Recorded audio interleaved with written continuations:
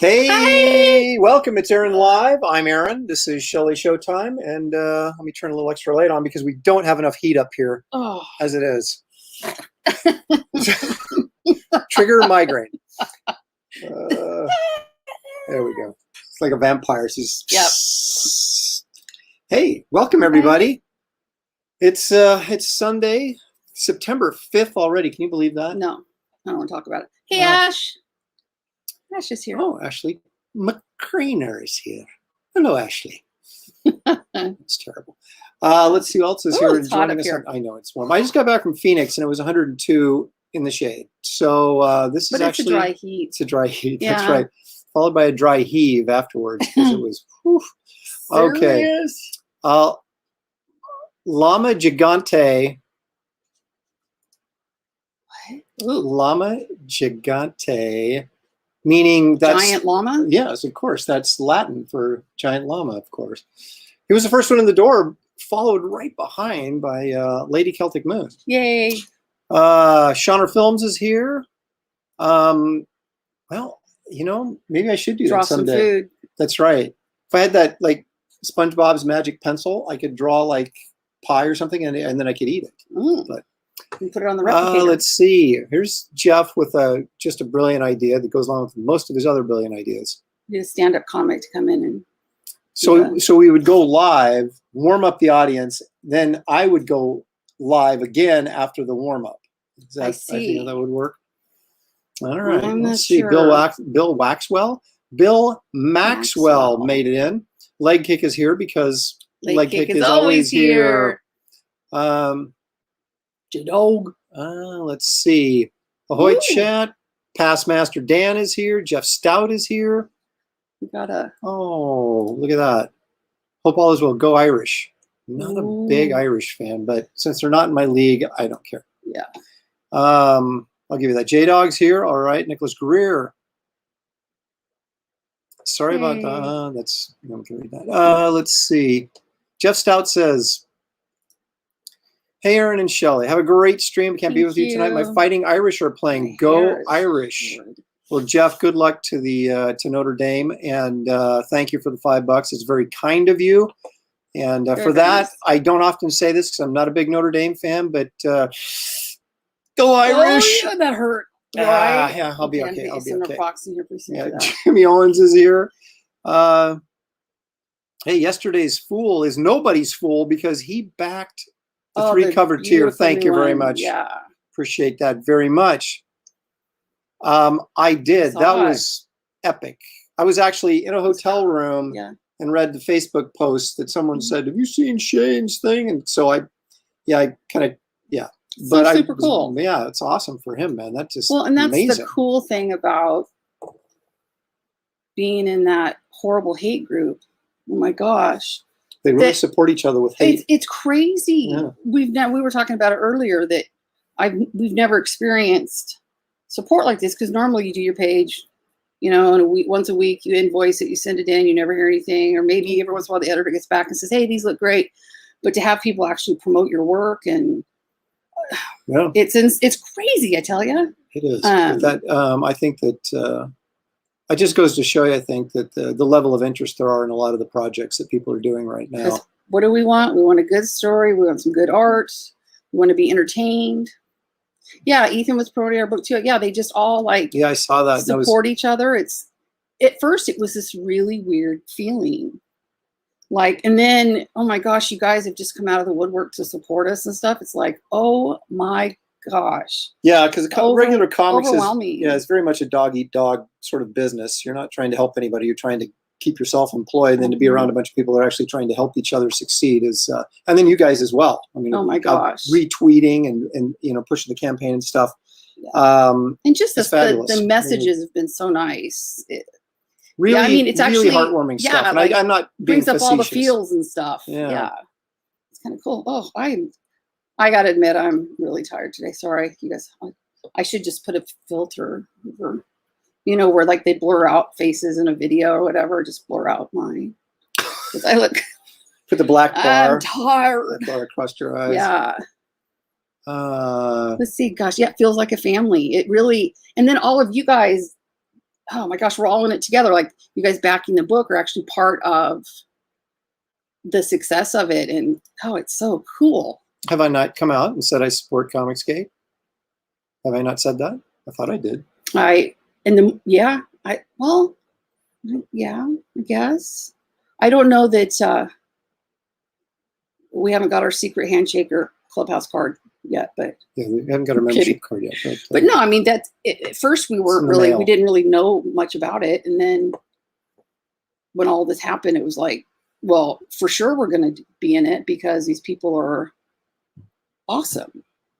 Yeah, it's just a weird thing because it's like it's something that sort of exists but doesn't really exist. It's just a collective of people getting, from what I can tell, a collective of people sharing a hashtag that want better comics. And so, yes, of course, I'm a part of that. But also, just how have you ever had another creator push your book, or no? You barely even get enough of that from the businesses. Like they don't really do a lot of promotion very well, right, for your book, and then all of a sudden you've got people just oh my gosh, have you seen this one, and retweeting stuff, and like the push this weekend to surprise Aaron when he got home from Phoenix was what a tremendous weekend that I wasn't even around to do promotion and stuff, and we hit over 68,000, and I was just like, wow, I was just blown away. It was amazing. It was a great. And you guys were keeping me posted on Twitter, which it was just it's just so weird. I mean,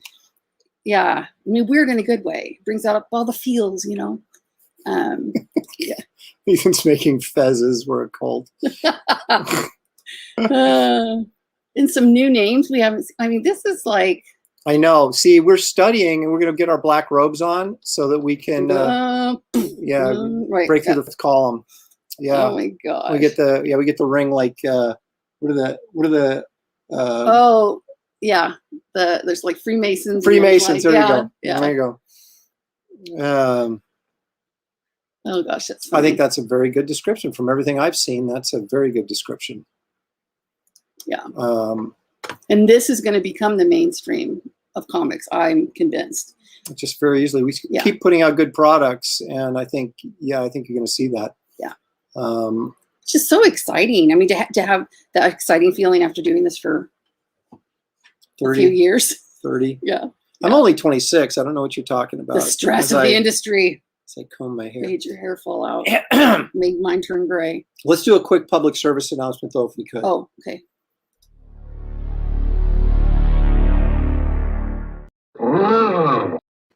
There we go. So let's not forget to do that. That's always fun and exciting. And also, before we get into the meat of the show.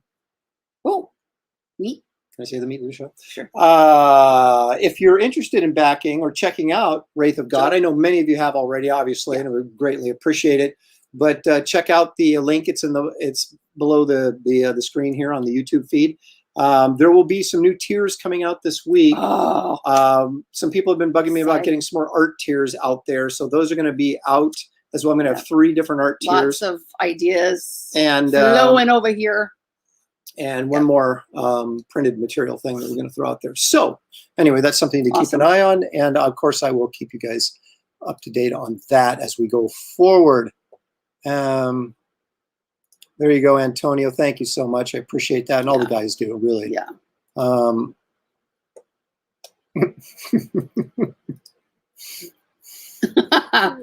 Master Dan, he has all the secret answers. Ooh, yeah, need a t-shirt or a hat. Thanks, Joe. Joe's been working on a pretty cool jam piece of all the all the professionals characters. Really? Cool. Yeah, it's very cool. We can't wait for this book either. I almost said raving fifth, but that's what you are after you've had a few drinks, right? That you're a raving fifth. Oh, then break out the fireball. What? I know everybody's starting to get into the t-shirt thing. It's wait.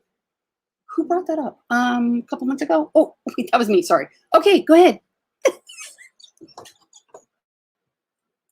Because I'm brilliant. Well, who would have thought that Shelley would be the first to get this? But she did. Woo! I'm first. So Yes. Yes. Anyway, okay. So yeah. So the T-shirt thing was that the problem with T-shirts is, or the challenge. Challenge. Not the problem. The Yeah. challenge with T-shirts is, yeah, you got to buy so many. You have to, Yeah. you never know how many you're going to sell and all that kind of stuff. I think everybody loves T-shirts, but you just never know because they're more an expensive item, $25, $30, depending on, So, but there's stuff we're all looking at it because there's nothing cooler than wearing a T-shirt with a really cool To the image on it moon. that everybody wants. Alice. Exactly. Yeah.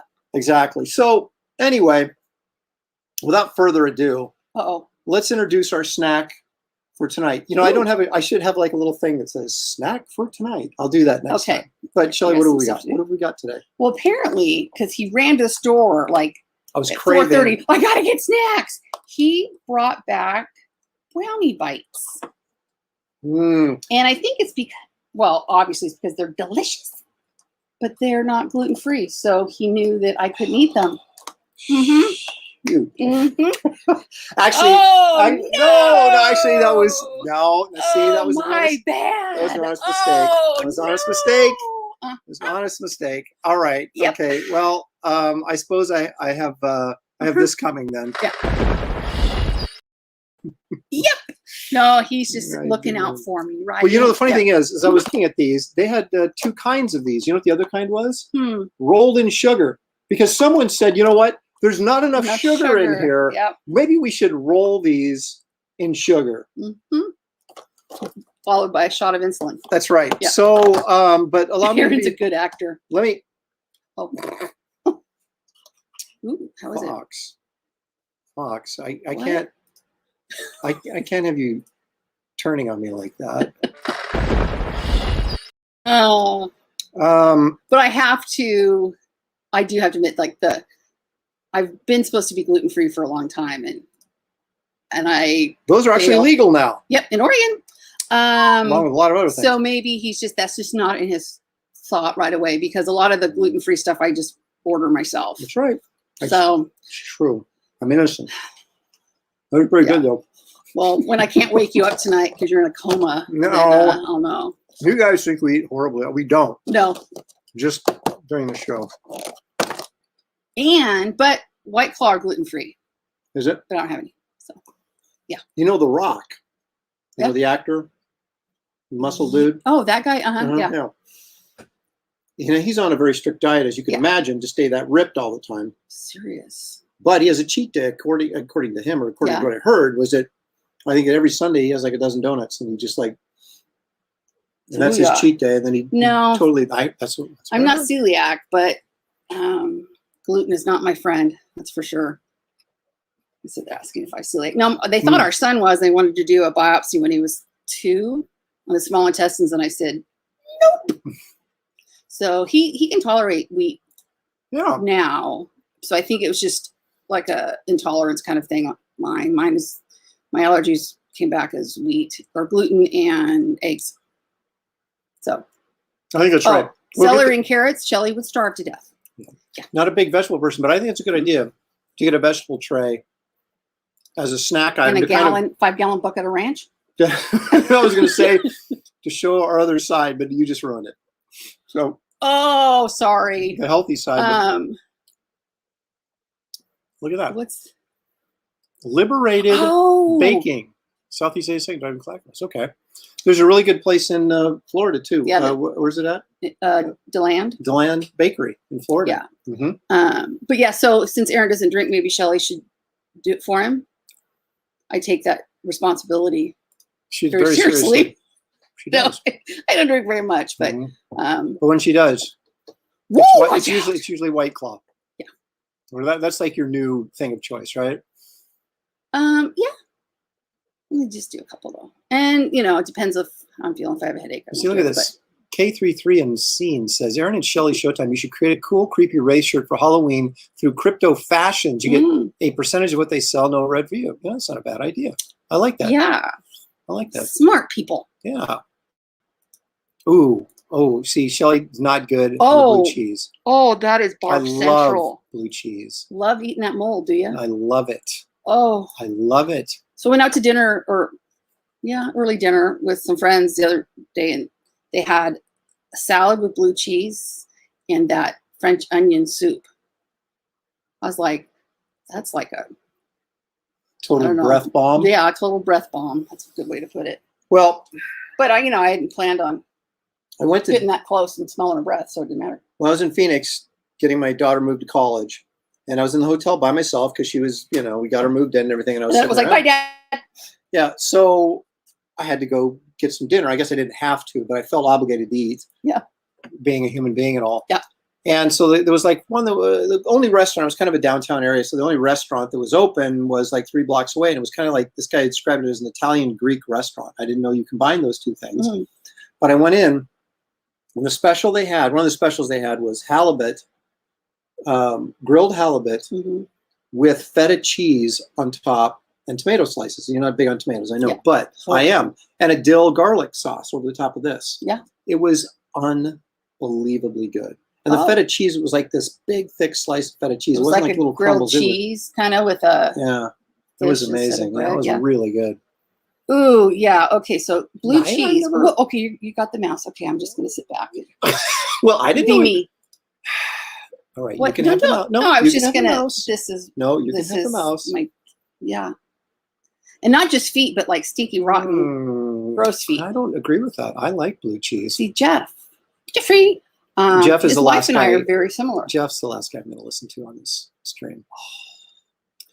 Danky Frankie subscribed. How about that? Big thumbs up for Danky Frankie.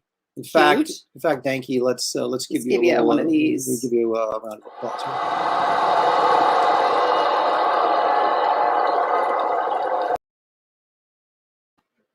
So thank you for subscribing. Go back to comments. What did I miss? I don't think that's that funny, but now I think it's so funny. Okay, I'll give you this. For the hell of it. But then I'll give you this. Twofer. That's right. We're split on whether we think that's funny or not. Older. Wow. Woo! $10. Woo! Thank you, Fox. Appreciate it. You've spoken before about learning lessons from Garbage Man Campaign, which you applied to Wraith of God. What are some of those things you learned from Wraith that you apply to your next comic? A lot, really. Well, I don't think I'm going to get anybody else involved in the campaign. Let's just say it that way, because then you don't have to worry about people necessarily not wanting to be involved in the campaign after you've already started the campaign. And then also, I think next time I want to make sure that everything I put in is going to be 100% controlled by me. Yeah. In terms of publication and things like that. Not that I'm having any trouble or anything like that, but just I think when you're dealing with campaigns like this, it's much easier. And I'm type A as it is, and I like to do everything myself anyway. But I just think, controlling everything from the get-go so that you don't ever have to rely on someone else to maybe, or, not come through when you need them to come through or something like that. I know that's very We kind of know vague, more what to expect and issues that have come up that I don't know that we could do anything different promotion-wise, because I think we've been very, very active. Yeah.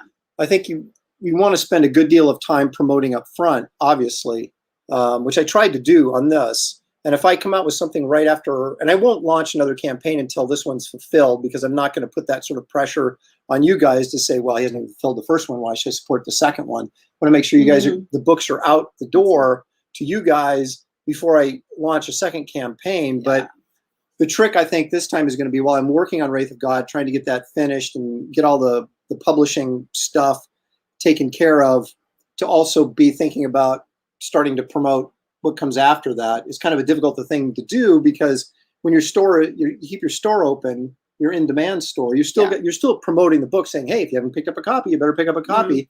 And that store usually stays open until you ship the books. Oh, so it's difficult to promote one thing and promote another thing on top of it, but I'm going to have to do that somehow.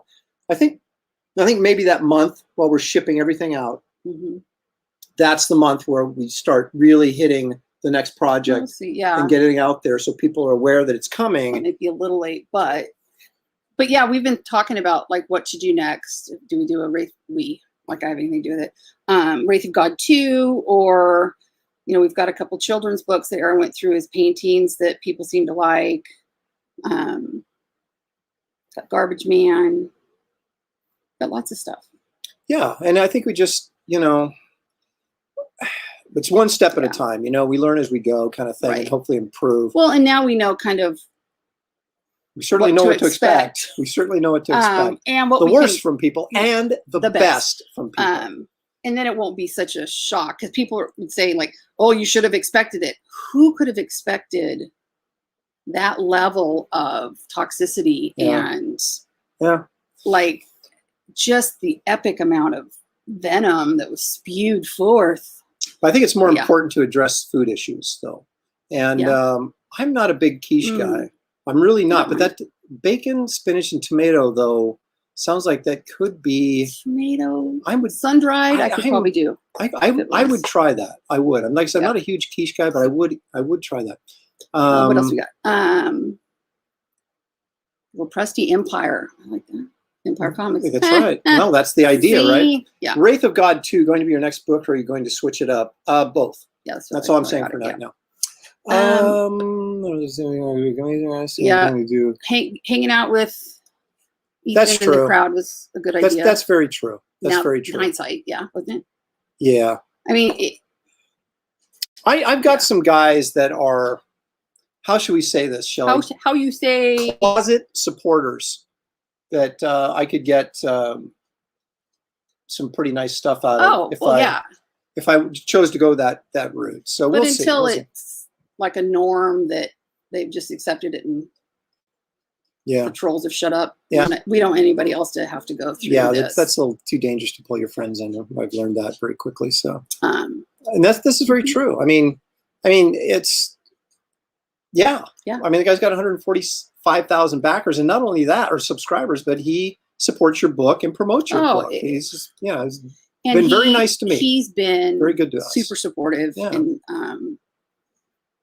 giving good guidance and very nice. Well, yes and no. You're right. We should have expected it, but we were naive and didn't really understand. I thought it pretty much died down and no one cared. No idea, because neither one of us, like I hadn't done Twitter maybe 5 times in my entire life before this. So we had just no idea. We thought, well, maybe it might piss off a couple of people, but Well, the interesting thing for me is, idea. I'm on social media all the time, but I'm not perusing social media. All I do is post stuff on my page, and very rarely do I go someplace else because I just don't have time to. I'm too busy posting and promoting and whatever and drawing, and so I really have no idea what's going on and what people are talking about for the most part. So Oh, wait a minute, hang on now. Ooh, hey. Did you know there was a real research paper on werewolves published in England, 1865? It's called The Book of Werewolves by Sabine Baring-Gould. Werewolves. That sounds very scary to me. Be interesting. But it is interesting, though. A real research paper. Well, way more exciting than my research papers I had to do in college. Yeah, hers were on math. I illustrated mathematicians and geodesic domes and.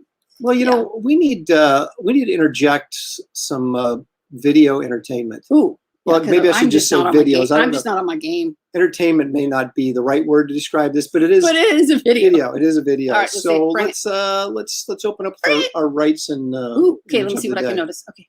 There's something in here that I expect all of you guys to pay attention to. We'll be talking to you about it afterwards. Bring it on.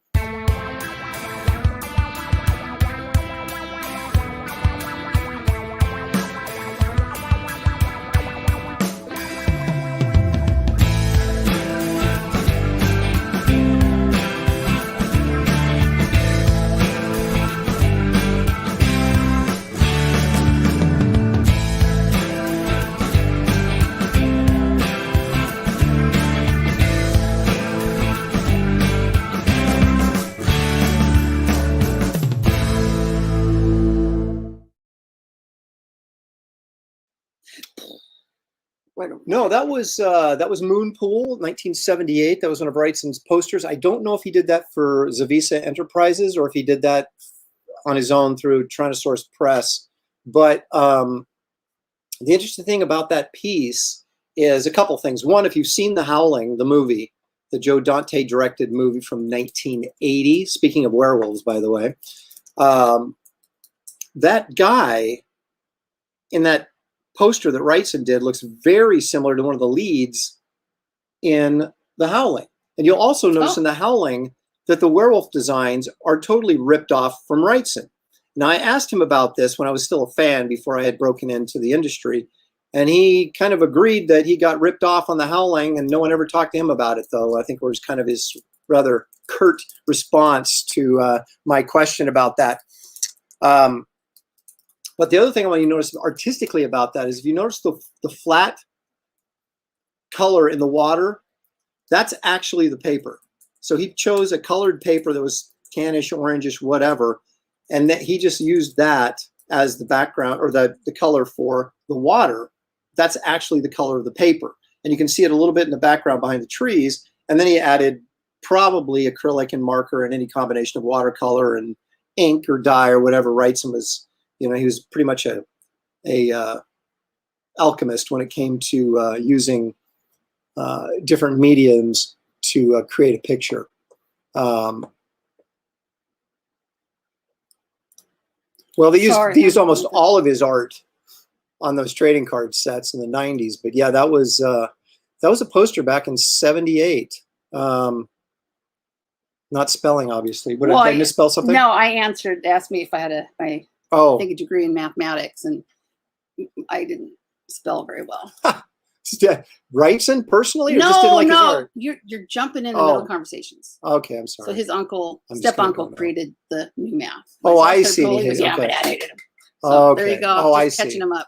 Okay. Yeah. See, we're talking about math up here. I'm talking about werewolves and art, and two totally different conversations. Yeah. So, ooh, the space girl behind you. Kit Carter, Galactic Ranger. There's actually, if you guys are interested, there's a couple of black and white strips of Kit Carter on my webpage, which is called my, when you put blog. The blog on my webpage.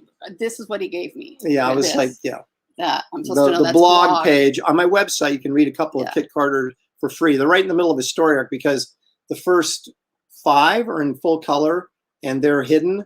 They were actually part of a print deal a couple years ago, and so actually I'm just giving people access now because he had to get You paid $15 for the print, and then you had access to the colored version of the stuff. Yeah, and Kit Carter's his character. Yeah, that's another one of my. So Hyper Potato thinks there should be Hello Shelley Showtime and Legend Lopresti. Ladies first. Let me think about. Or is it age before? How do I feel about that?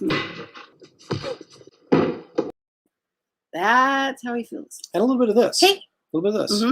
Are you crazy? Is that your problem? Mine. And a little bit of sometimes I feel like this. Help, I'm being repressed. So I got them all in there, didn't I? You did. So what else we got? What's your favorite comic of all time? Favorite comic? Like a single issue? Uncle Sam one? That's my favorite cover maybe of all time. Okay. Let me think on that and get back to you. But let's take a look. I'll show you my favorite. Here's something that's a favorite of mine. Let's take a look at this real quick. Okay.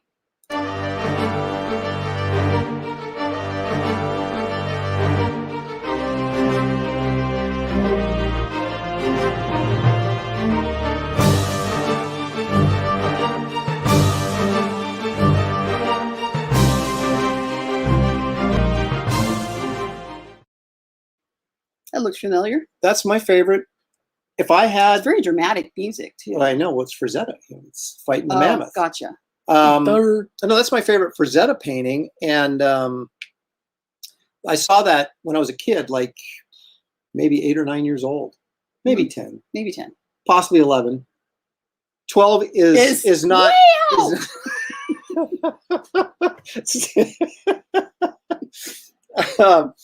So there's but anyway, and it was on an Edgar Rice Burroughs book called Back to the Stone Age, and so I picked it up immediately and read it cover to cover, and because I just love that painting. And so if I had at one point I could have got that for $500,000.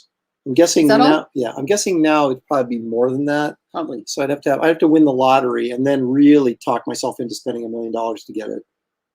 Oh, you better talk yourself out of it real quick. Well, if you want $285 million, Yeah, okay. I just figure out why it gets so hot in here. You're blocking the fan. So I got to move, or you got to move. I'm melting. So Shelly's now off camera, but in direct line with the fan. Yeah, still no AC, but we'll get there. Ooh. Wait a minute here. Well, there's one thing we're pressed on Aaron is Jeffrey. wow.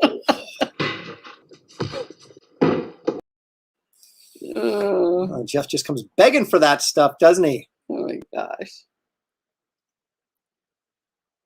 Fun times. Ooh. I'm not sure if you're referring to John Layman or if you're referring to me being a layman artist. Because if you're referring to me being a layman artist, someone's going to get pissed off really quickly. Or journeyman? A journeyman, yeah. Yeah. Let's not go there. Oh, dude, go to the blog.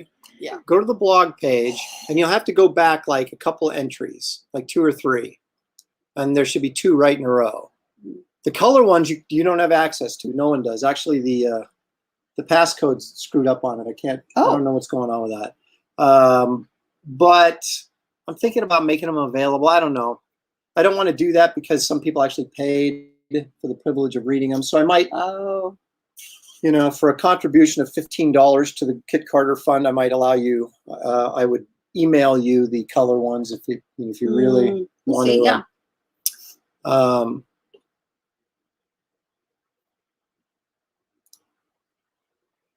Well, my dream, and I dream big, huge dreams, really big, huge dreams. I wanted to follow the model of Wrightson and Barry Smith and those guys is be in comics for a little while, be a superstar, then go out and do your own thing and have everybody follow you because you're so great. Didn't really work out that way for me, but that was my dream. So I remember having a conversation with another comic book artist who will remain nameless that I never wanted to like retire drawing comics. That was something I wanted to do, but then I wanted to move on into more of a illustrative or career in illustration. But illustration doesn't really exist as a career anymore, unfortunately. You can't do movie posters and book covers. There's a little bit of book cover art, but it's everything is photo manipulation and computer now that the traditional way of painting and doing stuff that I dreamed about doing when I was a kid is just, there's no market for it anymore. So, but I wouldn't mind moving in and doing like some fine art stuff. And by fine art, I don't mean like Picasso. I mean like, wildlife or things like that. Something with a little bit more of a twist on it than that. But I do enjoy painting quite a bit. And I think that's probably where I get the most joy and satisfaction. Although I am a storyteller and I love doing that. So but for a while you kind of went off track and went to film school. So at one point you wanted to do movies. That's right. But I found Hollywood to not be the kind of place I wanted to hang out. And now I'm finding out comics. No, we found a new place in comics. That's right. A and new place that in comics is we can hang out. So cool. Yeah. So the question back up about Planet Hulk. There.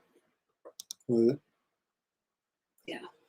How did I like working on Planet Hulk? That was one of my most favorite things I've ever worked on. It was really hard because there was so many characters and a lot of like battle scenes and armies and things like that. But I really felt like when we were working on it that Greg Pak, the writer, had really come up with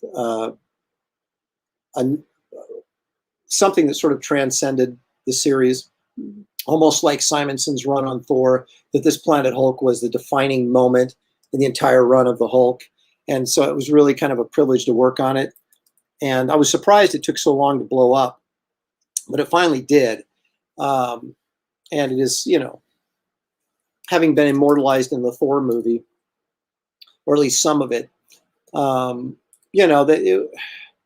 that's probably the thing I'm most proud of or most glad I worked on. Maybe that's not exactly what the question was. Well, I guess it was. How do you feel like? How did you like working on Planet Hulk? I think that is exactly the question. Okay. Oh, Danky Frankie found it. Awesome. All right, there you go.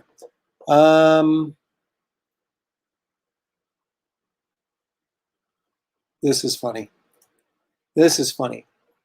You should get an A-tier artist to do a cover and your book would sell better. First time I ever saw Shane really mad. I am an A-tier cover artist. Maybe if they said another.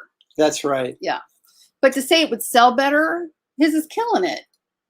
Right? Yeah, I'm not sure how Shane's campaign could sell better than it is right now. My gosh, $145,000 in 24 hours. Yeesh. That's a decent hourly rate 1,900 right there. backers. Yeah. Yeah, I think it's doing fine. Yeah, Paul, it was a fast trip. Just unload her stuff, get it out of the storage unit, put it into her apartment. And actually, the move-in was so much faster than her first year that we got in there late Thursday night, because anytime you fly Southwest Airlines, there's going to be a delay. And so we got in late, and so we had to spend the night in the hotel. And then the next day at 1 o'clock, we moved in to her. So organized. To her apartment. And the thing is, we drove in, we found a parking spot immediately. We took all the bags that we checked with us, that mostly all her clothes, right? And got them up into her apartment, went over to the storage unit where we stored her stuff from last year, made 2 trips, and the storage unit is only like a block away. Yeah.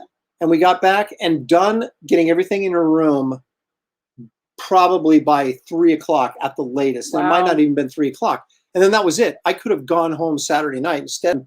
Getting ditched by my daughter and her boyfriend and their friends to go. They had a really cool college. Yeah, that was welcome thing. Yeah, it was a kid's thing. Yeah.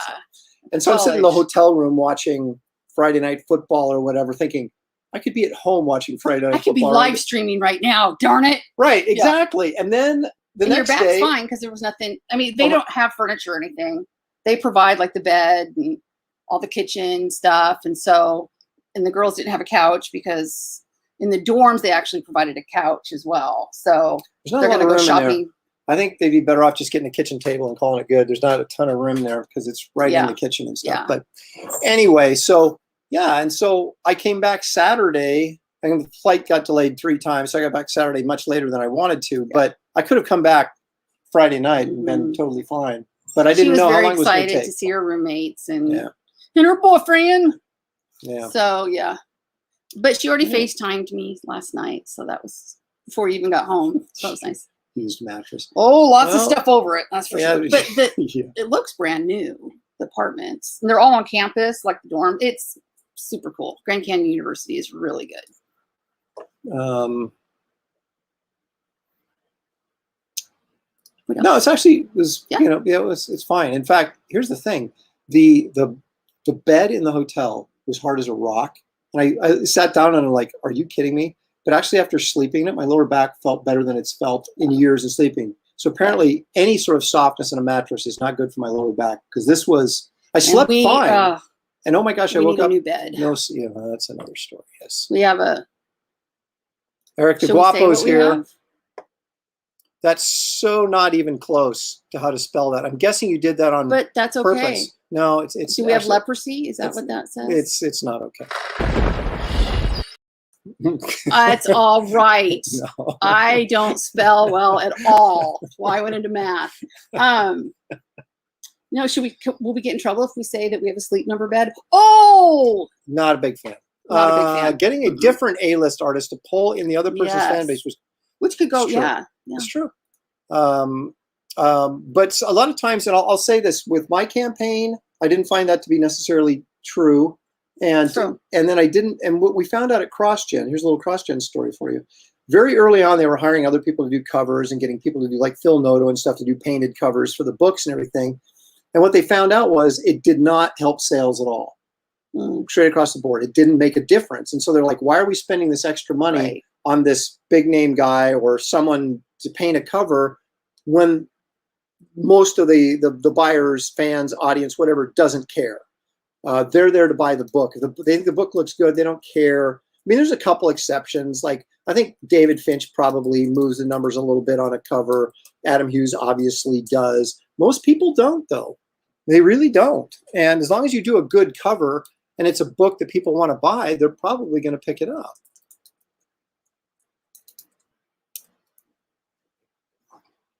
Wait a minute. Are you the first one who got it, Joe? And you're usually a very nice guy, so it's very strange that I would have to blow you up. But I have to blow you up. he's taking credit, or at least I got for getting the very first cannonball. Did you get the first slap? Did you really? I did today. Oh, today. He meant ever, all time. Ever. Yeah. Yeah, no. Yeah, you did get the first slap today. Yep. Yeah, I'm not sure. We'll have to do that Phoenix Drive one more time when she actually gets done. Yeah, but this time we're going to go down I-5 through California. So actually, if you have to go to a rest stop, there'll actually be a rest stop instead of going behind a tree out in the middle of nowhere. We went through Winnemucca. Winnemucca. Winnemucca. It was one of the many places. And it was just desolate. Nobody around. It was like a horror movie waiting to happen, just waiting for a car to break down and some weird guy. That's why we rented one. That's true. We did rent a car. So yeah. Well, anyway, let's take a look at our little trip back through time and I love these. Okay. Precious moments. Precious moments.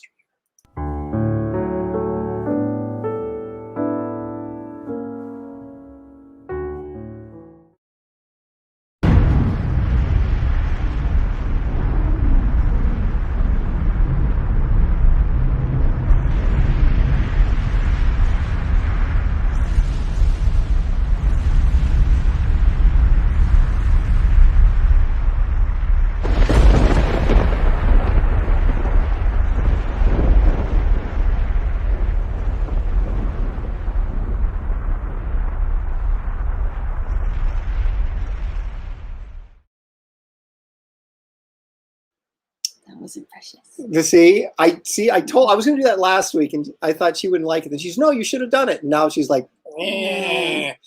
That was, of course, a scene from Planet of the Vampires.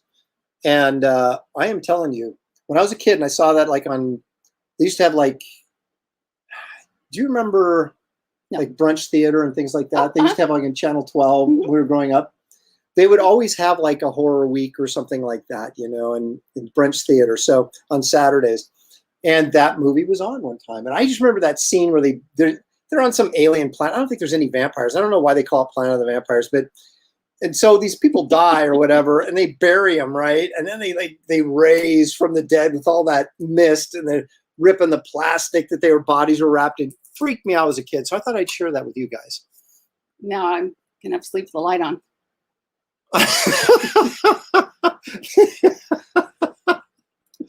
Oh gosh, that's good. Oh man, you don't care about the dead bodies. You can't bury plastic. Hey, Statistical Zero showed up. Excellent. People emerging from their COVID bunkers. Ooh, edgy. There it is. Planet of the Vampires. And how you knew that? I know.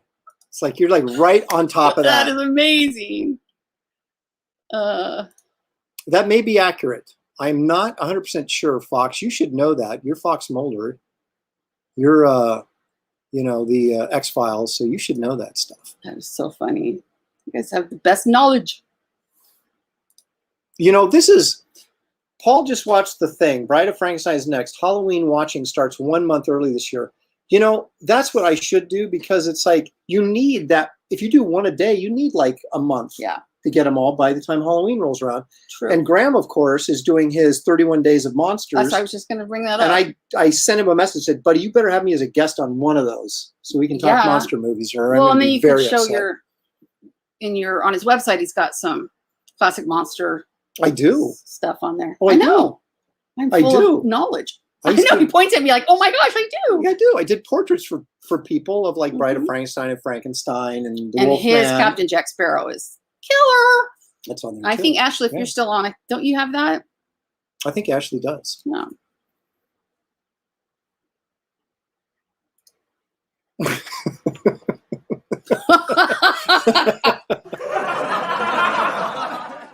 But see, this is what, as tough as his last couple of weeks have been, we would not, how am I saying? There's a lot of positives that have come out of it. Way more outweighs the negative. Yes. This whole thing. Yeah. Yes. Yes, I got it when spelled Shelley wrong. Yes, or when you left words out of your sentence. That also prompts. He thinks it's so easy. Just type. Look at all of mine. I don't even have like correct. I got to read it, and so if there's no, okay. Oh. Yes, I got it when spelled Shelley wrong. Yep. Oh, cross-gen question. What book did the late great Paul Ryan work on? He did a couple of fill-in issues on something, and that is an excellent question. And I think he got stiffed on getting paid too. In fact, Mark, because I think whoever the art director was, I know who it was, but I'm not going to mention his name. You can go look it up yourself. After Bart quit because of the underhandedness that was going on, and this gentleman who was the art director was calling people, and when he knew he had no money to pay, and Paul got swept into that a little bit. I was afraid. Oh man, we miss Paul.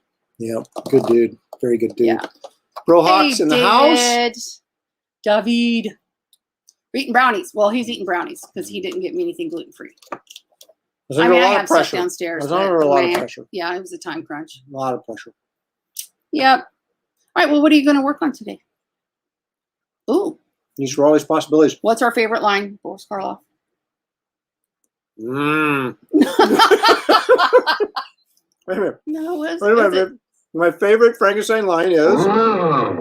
There it is now. Oh, what was it in the movie? Young Frankenstein? No, I don't know. That's not from Frankenstein. That's from. No, I know that. You mean she's talking about Ed Wood? Yes, yes. It was it was Plan 9 from outer. Was it Plan 9? Where Bela Lugosi goes, hold the string, because he's the puppet master or something. Is it like something? Oh no, that's from Ed Wood, the movie. I know. Oh, okay. Goodness sakes, how many times have I said I know? Okay. See, I thought you were talking about the actual real Ed Wood movies, but you're talking about the movie Ed Wood by Tim Burton that starred Johnny Depp. Yes. Where he said, F. Carla, he can kiss my... That's what... Sorry, that when you guys brought that up, I was like, that's what came to my mind. Because you say all that stuff all the time. Well, not that one especially, but... No, we still have a fan going.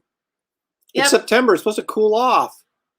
Well, no, seriously. I think we'll probably look in end of October for install. Yeah, we got to call them. They give us a quote and we just keep not calling people. It's terrible. Yeah. Draw Bass Reeves. No, Dave, I could never draw Bass Reeves as good as you do, so I'm not going to embarrass myself. But look, the one down. So we saw Billy Idol live last night. That would be fun. He's like my age. I hope he looks better than I do. No, he's a high miler. I don't know. Probably doesn't. Was it Bride of the Monster with the puppet master? Pull the string, pull the string. Yeah. I don't think we've ever had a day in this house where a conversation wasn't around movie lines. Can I help you? Yeah, I have what? Oh, let's preview a little art. And I don't mean Taber. He's not here. Nope.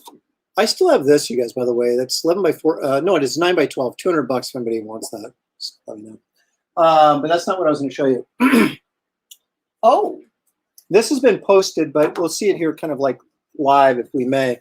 This, of course, is the pencil art to the new alternate cover C that I'm doing. Once I get this ink, this will go up as an art for sale tier if you have any interest in that type of thing. This is a Wraith sketch I did on Mike Miller's live stream a week ago or so, and that's going to go up as an art tier. This will be a fairly inexpensive one, so those of you who want some Wraith art but don't want to have to spend an arm and a leg, that'll be your option right there. I like that one. That's fun. Can I buy it? No, because that's you'd be taking money in my pocket and putting it in the other pocket. Doesn't really help us. Oh, well. All right. Can you draw me another one? All right. Oh. So what we're going to do today, artistically speaking,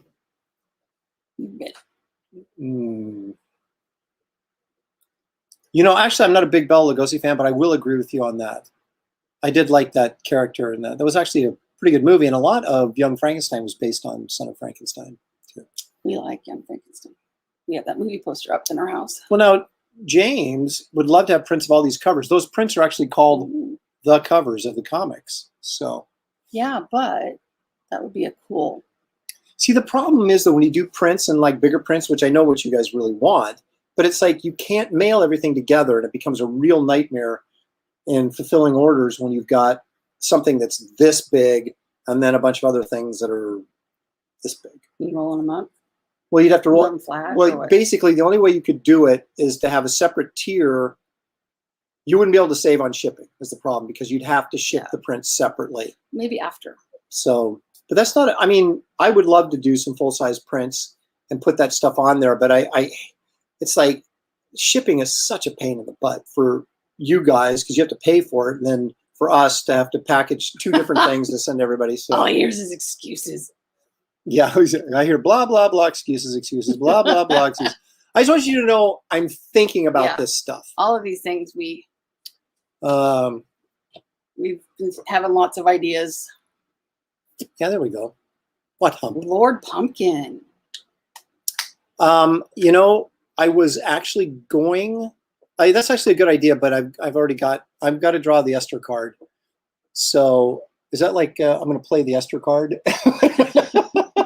Is that like playing the race card, but you're playing the Esther card? Yep. Oh my gosh. Okay.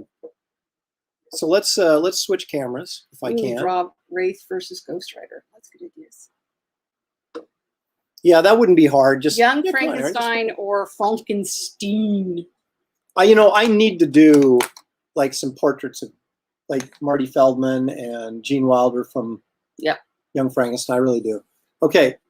Now, I want to show you guys something that's kind of a trick. Okay. And you may know this, you may not know this. Luca. Oh, sorry, I'm just reading. Okay, you can kind of see this is obviously this is where the card, I'm going to draw the card in here. But here's a little thing. If you want to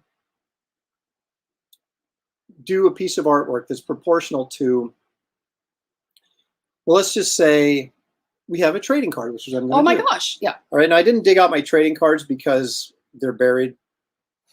But let's just say this is the size of the trading card, okay? So you put the trading card here. You either take the measurements and measure it out, or you could just put the card here. Excuse me. Put the card here and trace the outline, right? So then you take a straight edge, which I don't have. Well, let's just pretend I did. Let's say this is a straight edge, right? And you take it through the bottom corner and the top left corner of whatever, side, if it's a postcard, if it's a trading card, whatever, right? And then I take this and I draw a line and extend it all the way up. I can make it as big as I want, and it goes all the way up as big as you want to do it. Then you draw a straight line down like this and a straight line down like that, and that's in exact proportion to a trading card. So you can do the artwork, and it'll shrink down and fit perfectly to the size you want, so you don't have to do all the math. And you can do this with anything. And you can make it as big as you want or as small as you want or whatever. And that's a quick and easy way to get a proportional size frame, so you can work bigger and not have to worry about it reducing down and not fitting on the page correctly. Just a little trick. Sikender Beck. Oh, now we got Young Frankenstein lines going over here. Yeah, well, they're on the chat as well. So he was my boyfriend. Sorry. Okay, this is going to be a companion piece to the Wraith of God card, right? Now, the Wraith of God is Wraith of God. The Wraith of God piece is another character of the Wraith facing this way. So we're going to have Esther facing this way, which is not the way I originally did the design, if you remember, for this. And it's going to be more of a larger face shot. Yeah, I really don't like it. Okay. My first initial reaction is put the face right in the middle of the card, but that's not what we want to do because she has a shotgun over her shoulder in this. Those of you who remember the layout to the card that I originally did, which I think is right up there on the brown paper. There it is. Look at that. Man, I'm helpful. See that? We're going to do that, but we're going to flip it so that she's facing. So the Wraith is facing this way, and Esther will be facing this way on the card. Thank you. You're welcome. If I can get the lighting just right. That helped. Not at all. You got the overhead. Yeah, I was going to say, you want to kill the light and see if that helps.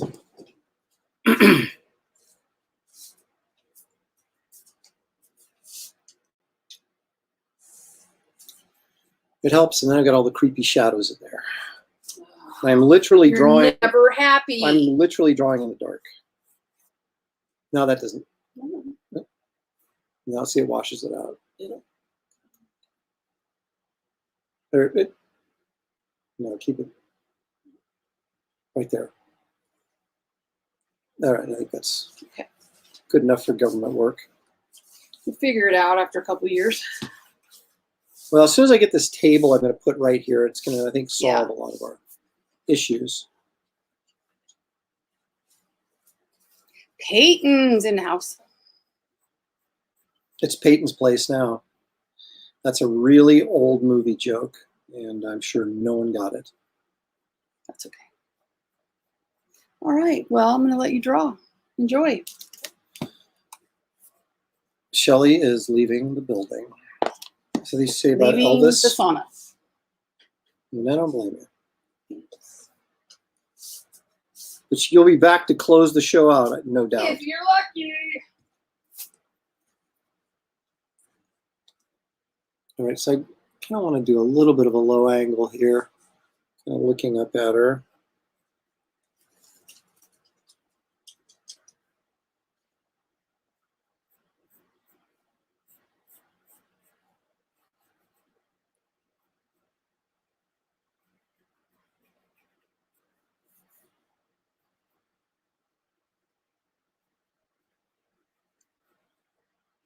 See, I'm breaking my own new rule about drawing on white paper. I want to draw on brown paper, but I probably could have gotten away with it with this because I could have scanned the brown paper and it had been part of the kind of that old feeling I wanted to get from the card anyway.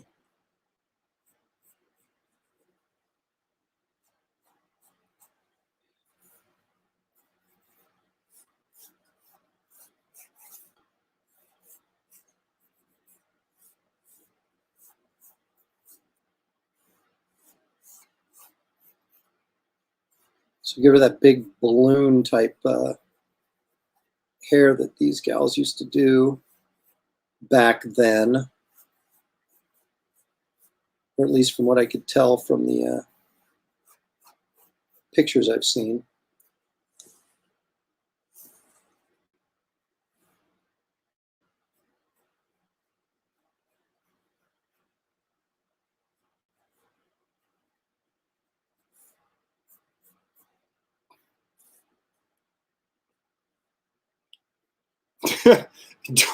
Shelley will not be making Shane Davis a sandwich. Yeah, that's for sure.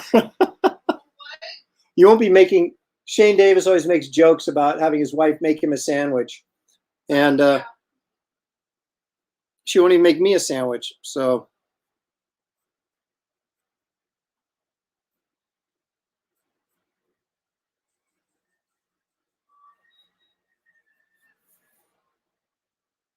see, now this eye is floating a little bit on me. So I'm going to bring it down just a little bit.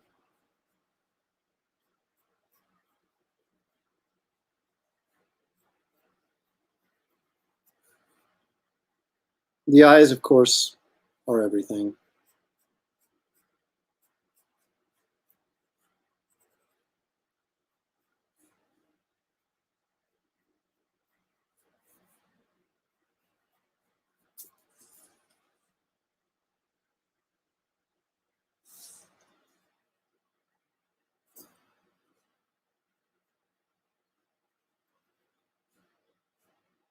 There we go. Don't want to give her too much chin.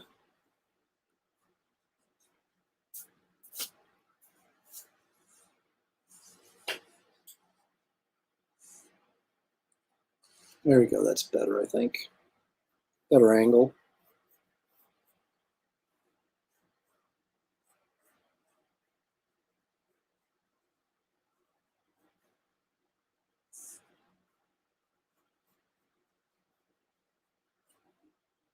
Now I'm pushing the boundaries on my card already, so I'm gonna have to readjust my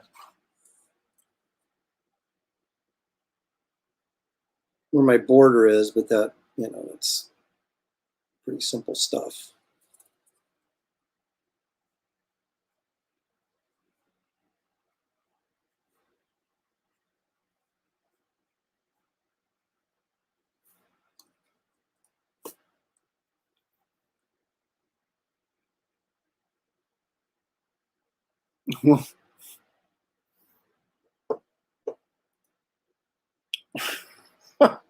That's pretty funny.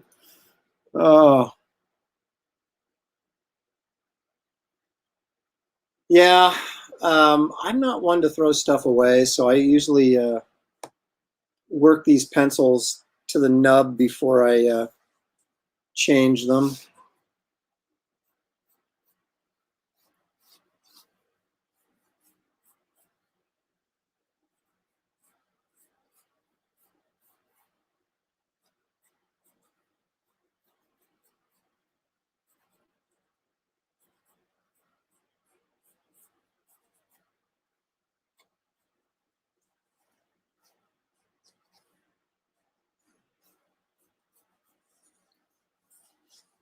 So I don't have my gun reference out, so I'm just going to kind of wing this for the time being.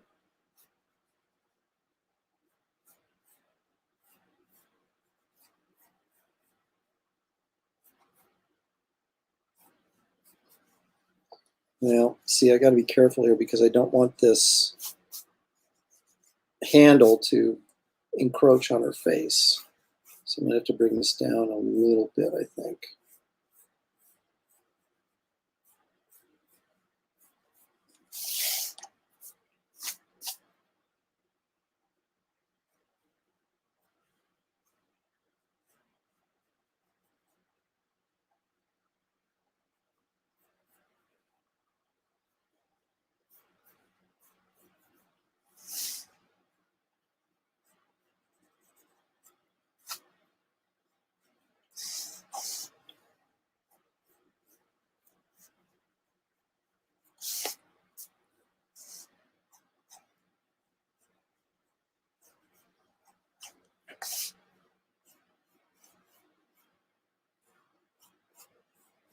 She's got those balloony shoulder sleeve things.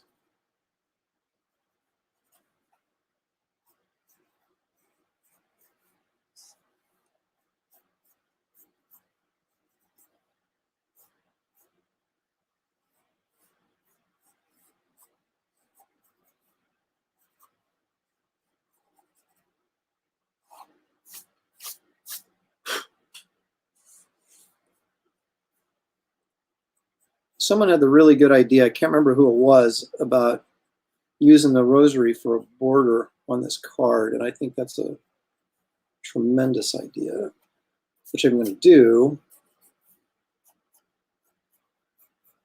I'm going to stylize this hair up a little bit, put some angles in here so it's not quite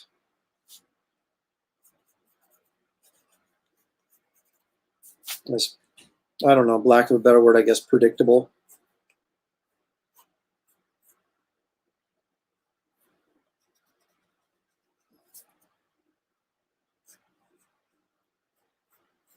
Get that hairline so it kind of flows evenly here.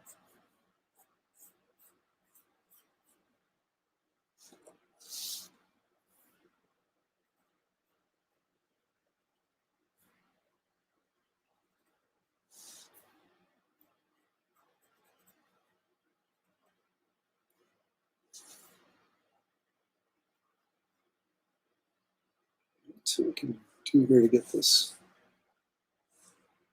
Mouth a little bit better.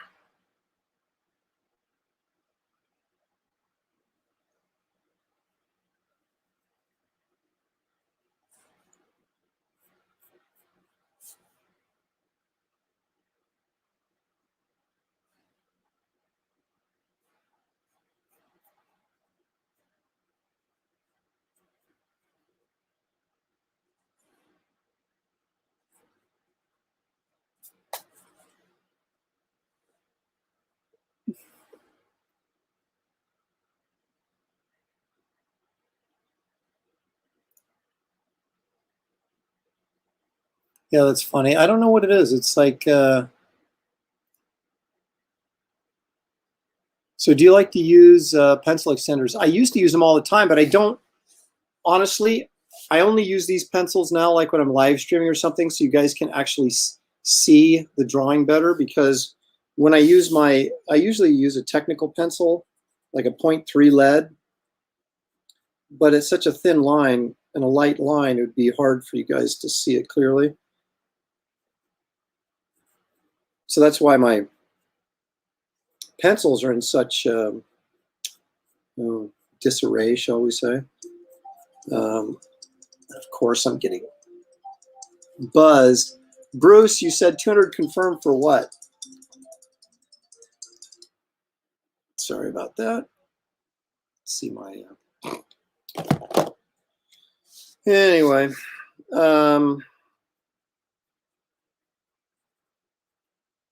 I get my my mom's like doctor appointments and stuff come through my phone and everything, so it's like, anyway.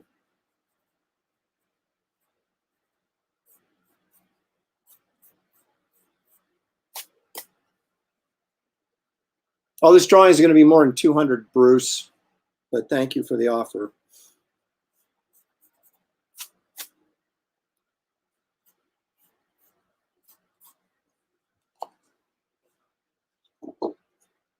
This, however, that's 200 right now. Look at that. That's color too.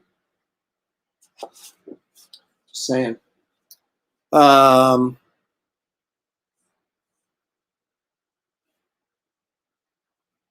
Yes, they do make it. I know you're making a joke, but they do make extenders for pencils.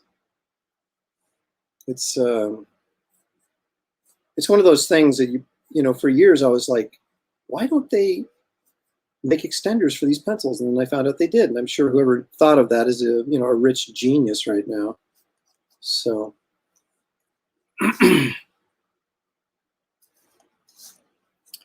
Yes, I'm the good son. I take care of my mom.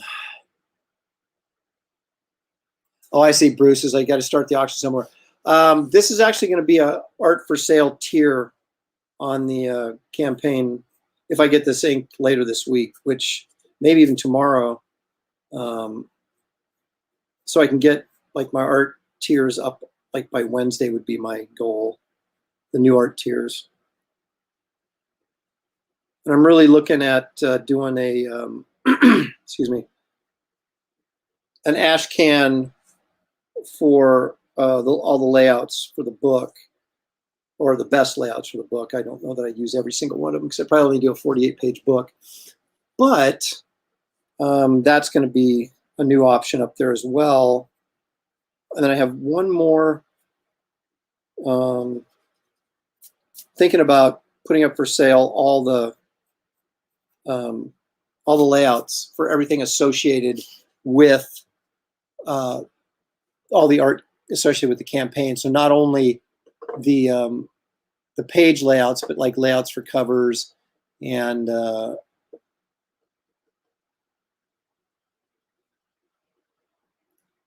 seriously, I am, man. It's a deal. David Williams, knock, knock. Okay, here's a joke. Who's there?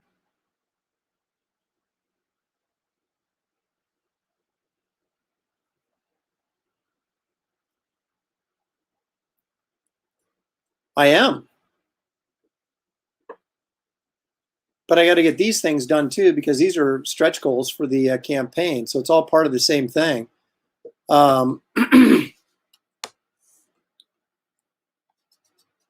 300 confirmed for what, Daniel? The Invisible Woman?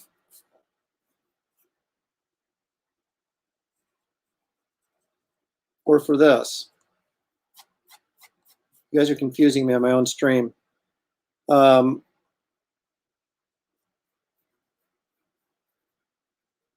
the beer label I'm finishing up tonight. I'm almost completely done coloring it. So that'll be out the door tomorrow morning.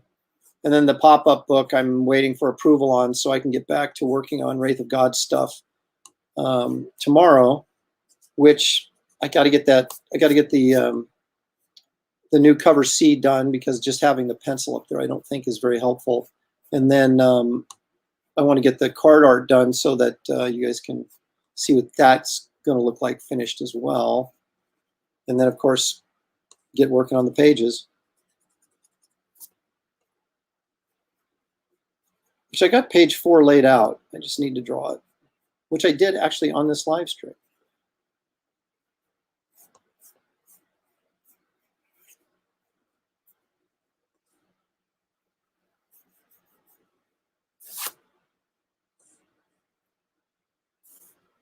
So this is going to be like a rosary around here, which I think is just beads and stuff, but I actually have to look at one. Gotta make sure I get it.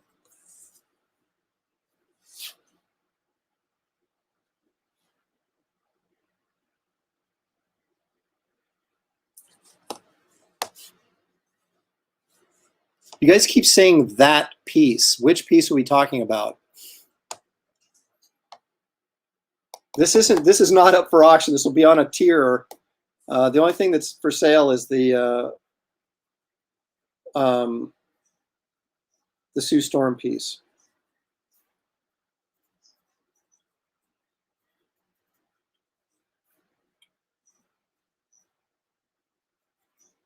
So go ahead and do some rosary here.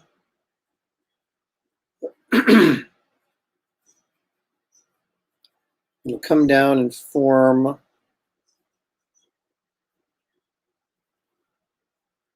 cross down here.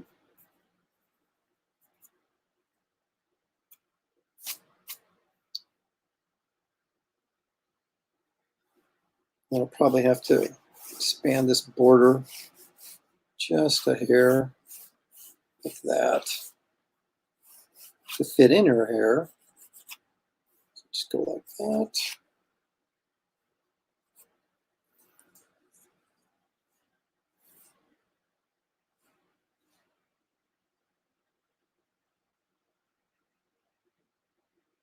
I'm gonna have to pull some gun reference and clean up that shotgun, but kind of get an idea of what we're gonna do here.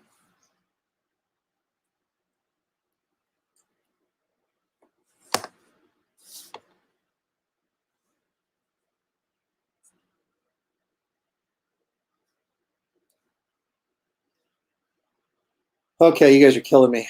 This piece will be for sale on it. I know you're messing with me, but I'm going to make clear this will be up for sale at a fixed price on the as an art tier on the campaign later this week.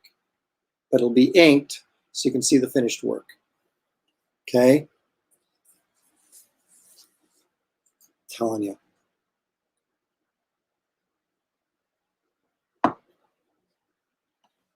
Okay, so now that that's pretty much at the where I'm going to leave it for right now anyway. Now I think I want to draw something else. But I'm going to get the brown paper so that we can all see what I'm doing. All right, as I turn on the light, because we have the brown paper now. Okay, that would be turning off the light. So let's see, what do we got in the old suggestions here for something to draw?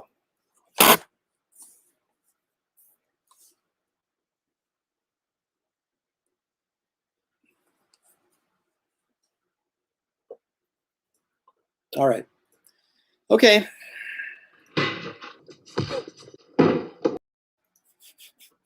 That's what I'm saying. He's not for sale yet. Okay, Daniel Russell brought in Lord Pumpkin. I'm all for that. I haven't drawn Lord Pumpkin in forever. So let's do that.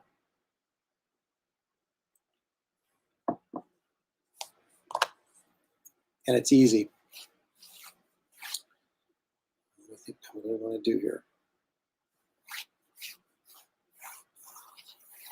But the great thing about Lord Pumpkin is it's easy in the sense that, you know, structurally it's a piece of cake, but you can do all sorts of cool lighting stuff on there too, which then sort of makes it a little bit more complicated.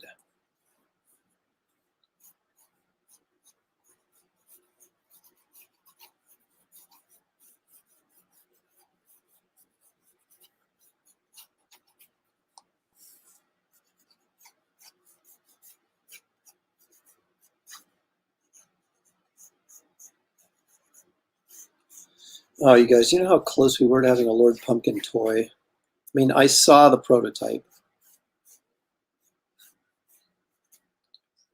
And it had like 2 different heads you could snap on and snap off. One was the regular head, and one was a clown, had clown makeup on. Oh my gosh, it was so cool.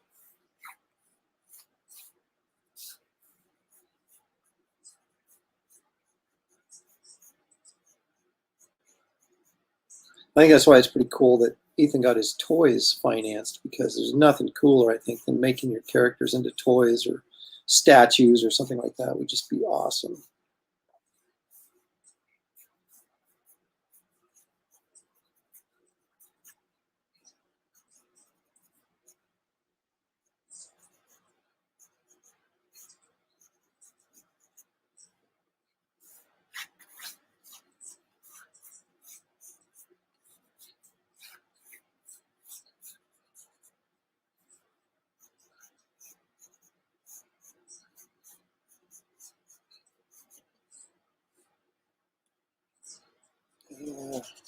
This pencil's bigger, right?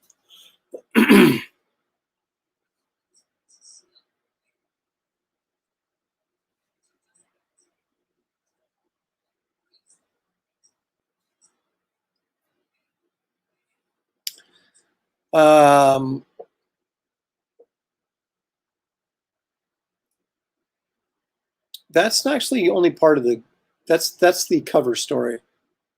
Marvel bought Malibu to keep DC from buying them, is what I've recently been told by those who know.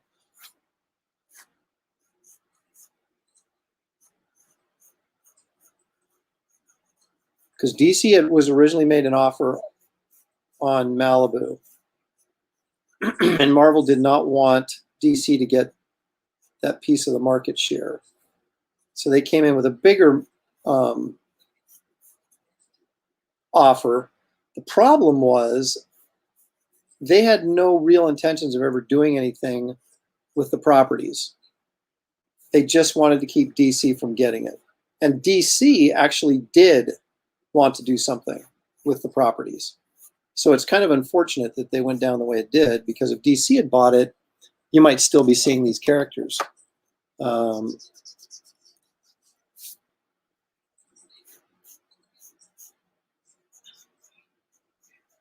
But there's too many strings attached to the Malibu situation that is inhibiting Marvel from using the characters.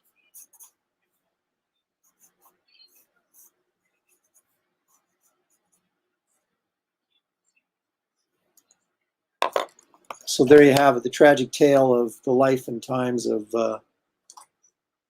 Malibu Comics as owned by Marvel.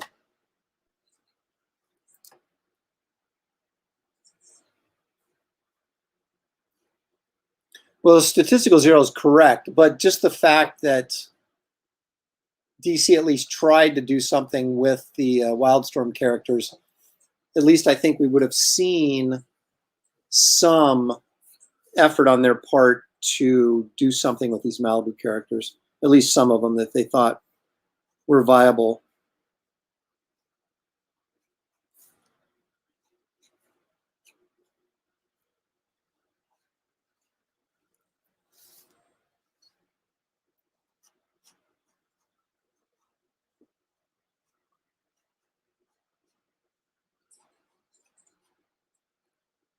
Great thing about Lord Pumpkin, of course, is he's just all wrinkly and gross, so you can, go to town on all the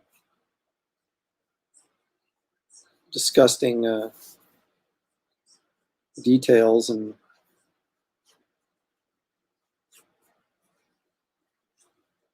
there's something really sort of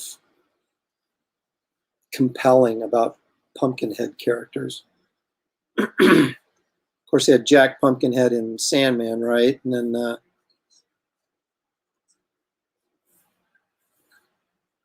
course, Lord Pumpkin. I'm sure there's been many others.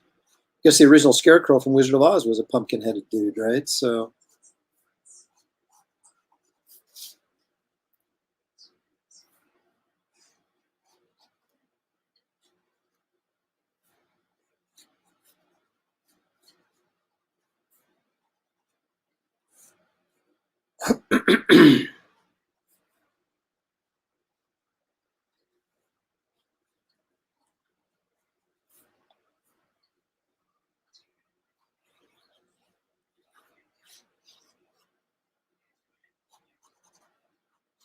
I used to love, for obvious reasons, drawing this character, but part of his like life force thing or whatever he had was that magic candle he had in his head all the time, right? So I was always doing these I was able to do all these cool lighting effects on his head.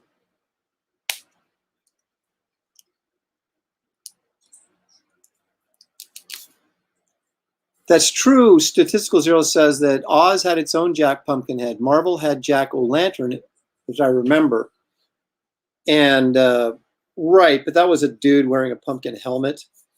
It wasn't an actual pumpkin-headed character.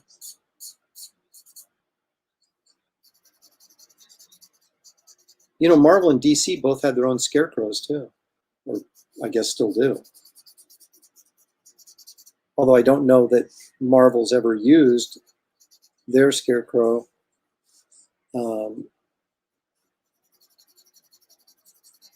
beyond his appearances in the 70s. Some of you guys may know more about that than I do. Because like I said, I don't really do a great job of keeping up with what's going on in the modern comic world like I probably should.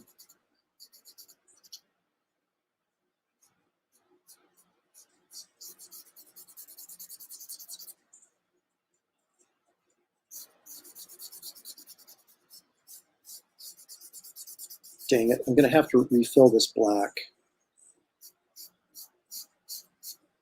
And that is one of the most horrifying things you can do, whether you're live streaming or not. I wonder if maybe I've got one more untapped black pen someplace that I can squeeze out just enough. Here, talk amongst yourselves for a second while I walk over here and see if I can grab them.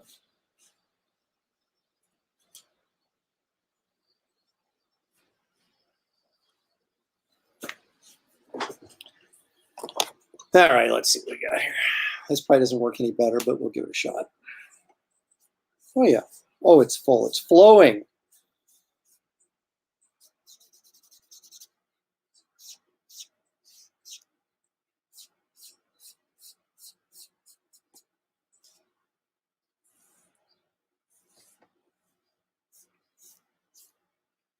Remember I did this, you know what? I should show you guys. I did this, I had an idea. This was actually before I had broken into mainstream comics. I was working in commercial art, and I was trying to, I was always someone who's always pursuing self-publishing on some level. So it shouldn't be surprising that I'm actually doing it now. It's just been, it was something I started wanting to do at a very early age, and then when it got, like I say, got into mainstream comics, I got comfortable, I guess, and never tried to break out and do my own thing. And maybe I, could have done it earlier. But I had this idea of doing like this Universal Monsters portfolio, right? And I would, so I did, well, like an idiot, I included Dr. Jekyll and Mr. Hyde, which is actually Paramount. It's not Universal. So then I was dealing with 2 copyrights instead of just 1. But so I did, well, and then I did Nosferatu too, which was probably public domain. It's probably public domain, so I wouldn't have to worry about that. But I did Frankenstein, The Wolfman, Nosferatu, Dr. Jekyll and Mr. Hyde, and what was the 5th one? Phantom of the Opera. And there were these black and white. I did black and white inked illustrations. And then what we used to do before the advent of computers and Photoshop is we would get the line art photographed and put onto a transparency.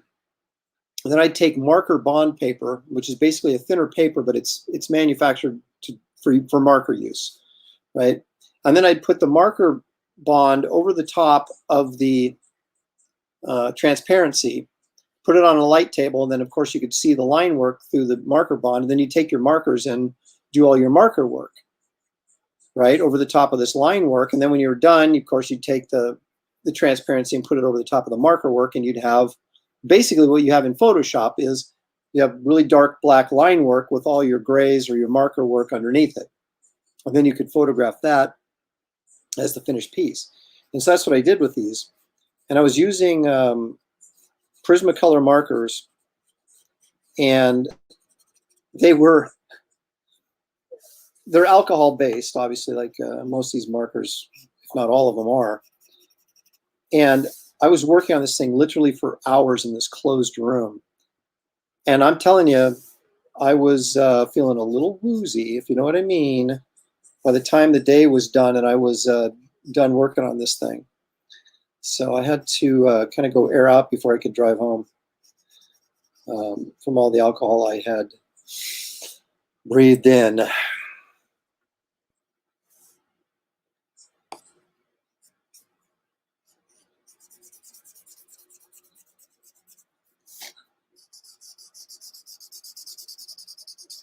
Ah, the good old commercial art days.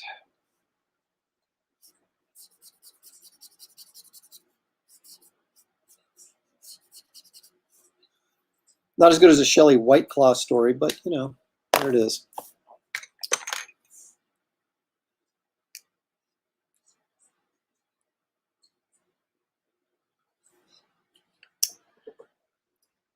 You are absolutely correct in everything you just said right there.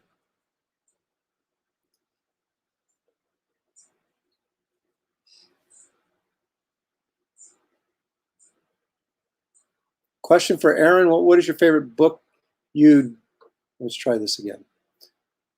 Question for Aaron. What is your favorite book you draw for Marvel, DC, etc.? Only thing that you draw that I own is Planet Hulk. Well, that'd be the favorite thing I did for Marvel. My favorite thing I did for DC, let me think.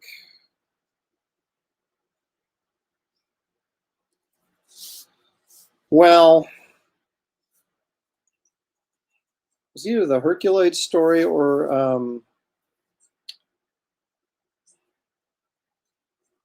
Wonder Woman Conan may have been my favorite thing. Not in terms of sales, although it did sell well, I think. But if it had to be a specific DC character, probably, I think the Dark Multiverse thing I did, the Infinite Crisis Dark Multiverse thing I did, was probably the best superhero work that I'd done.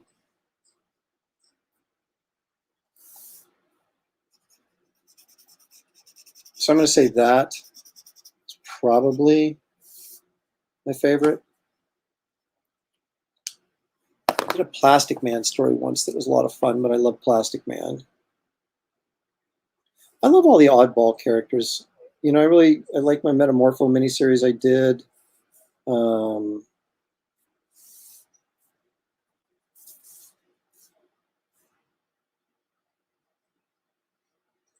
See, I was never much of a DC guy as a fan. I was more of a Marvel guy, or much more of a Marvel guy as a fan.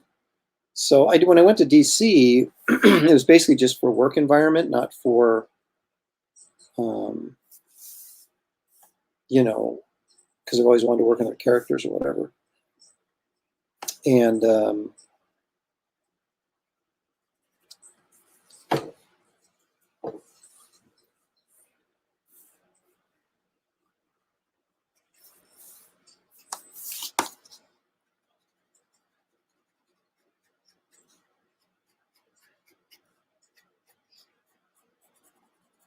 so it's hard for me to pick a favorite. I mean, I enjoyed working on Justice League International with Dan Jurgens. That was a lot of fun.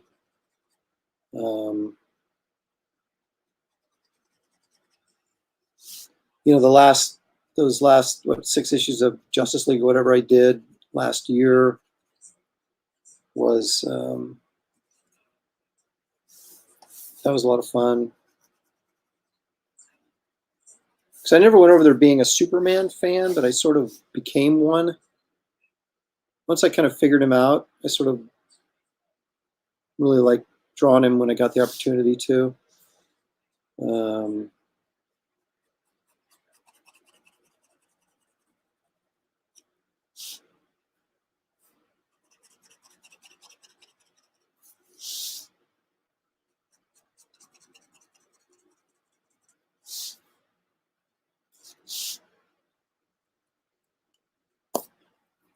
Those are always interesting questions and hard to answer.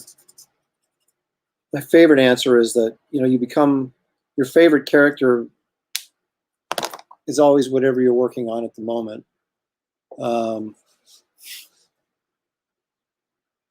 Aaron, character you created for the big two that you're most satisfied with?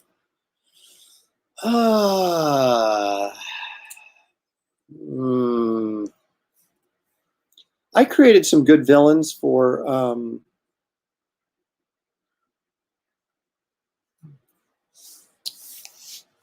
when I was working on Justice League with Dan, or I should say co-created. I should say designed.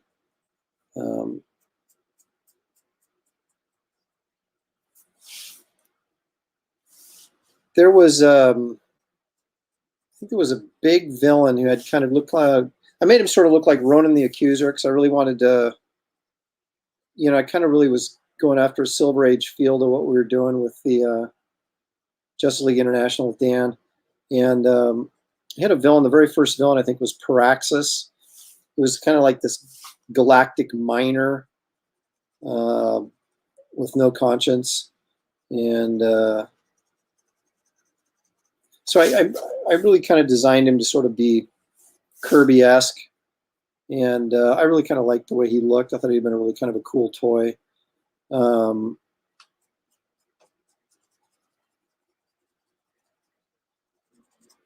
Breakdown was another villain in there, which I thought I made him look really creepy.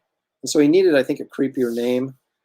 So that's probably on me for not designing him to kind of go better suited for the name that Dan had, you know, come up with. But he was a guy that could like decay stuff, and he sort of became part of what he decayed, right? So I mean, so taking into consideration that were his powers, you know, I made him look pretty craggy, and but Breakdown seems more like a kind of more of a standard villain hero type name, where he looked really, I thought he really looked creepy, and I kind of liked his design. I did design the new Amethyst armor for that series, and they actually made a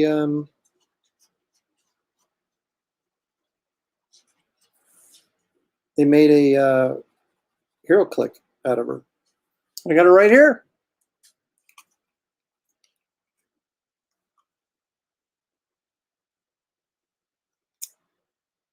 based on my design. Thank you very much. So that was actually one of the things I designed, and then the next person didn't come along and like change it. They like kept it, the design. I also designed, co-created Tachyon for DC, which they also made HeroClick out of. But not the greatest series in the world, unfortunately. I took a lot of career damage for that one, sadly.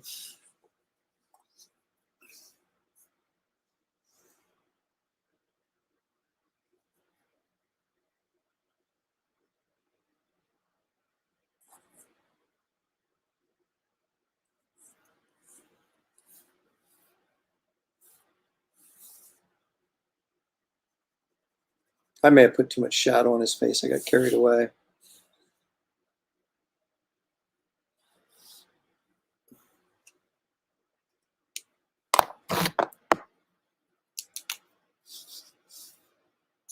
But hey, what do you want for a live stream, man? I'm winging it.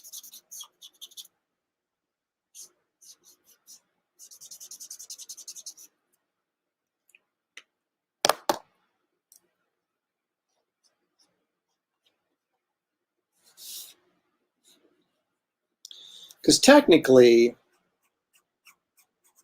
if the light source was coming from inside his face, this would all be shadowed around here, and maybe you'd get some kicker light on the back coming in like this.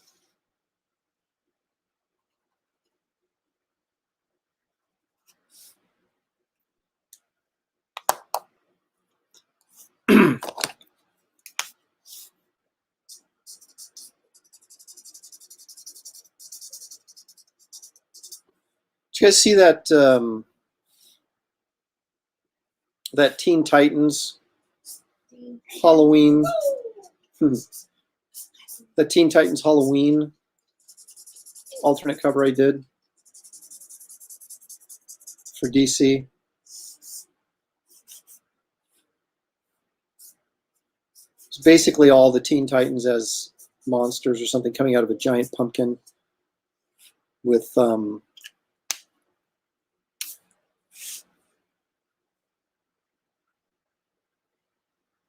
okay, Louis Bright Raven says, Aaron, check your Facebook messages. I will do that.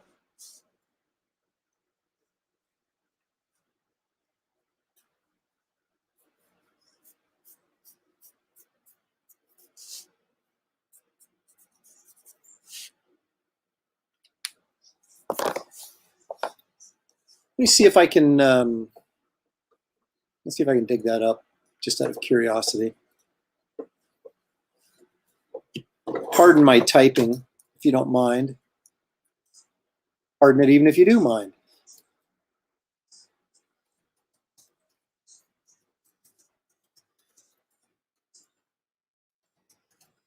Let's see if we can bring it up. There it is.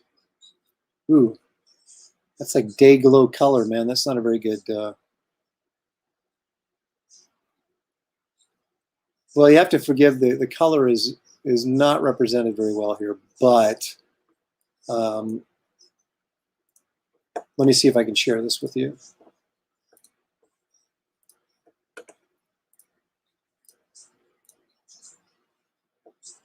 Okay, there it is. That color is like way off. It's like glow in the dark kind of stuff. But anyway,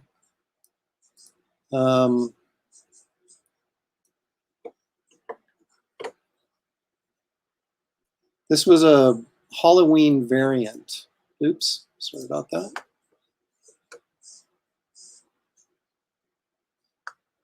And so we have like Robin here as a zombie, Superboy as a vampire. That's Raven, I think, as maybe a vampire. What's her face as a ghost. Beast Boy is a werewolf. There's what's his face from Kane from House of Mystery, and then the other girl, I don't know who that is, as a witch. Then of course you have the giant pumpkin, and this is kind of the lighting effect I'm talking about, where you get this internal glow, and so you're going to get everything that's backlit is going to be black, heavy shadow here, and then maybe a kicker light over here on the side. So that was kind of, you know.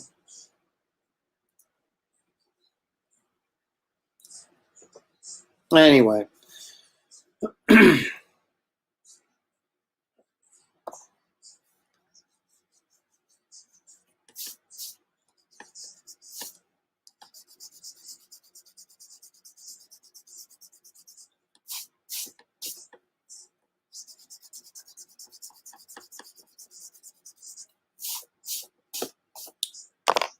I had a similar character that I was going to introduce and maybe still will if I get the opportunity into a new Garbage Man tale. Because let's face it, Garbage Man is essentially my version of Sludge. If I was writing and drawing Sludge full time, and I did do a fair amount of it, but if I had total control over the character, I would have done it the way I do in doing Garbage Man, more or less. And so I do have a pumpkin-headed character for those who are fans of the Malibu stuff would obviously get the joke, and then those who were unfamiliar with it would, I think, would still dig the character because he's a creepy pumpkin-headed guy. So I remember joking with somebody who just called him Lord Gourd, and then just go, I don't see any similarity between that and Lord Pumpkin.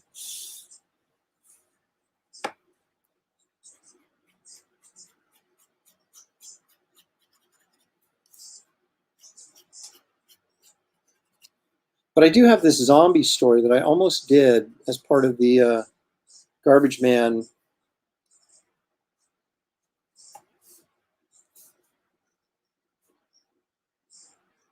series, but I thought it was too nutty, so I backed out of it and did this kind of swamp creature story. And but now after looking back on it, I think it's just crazy enough to work. So I want to do that story at some point.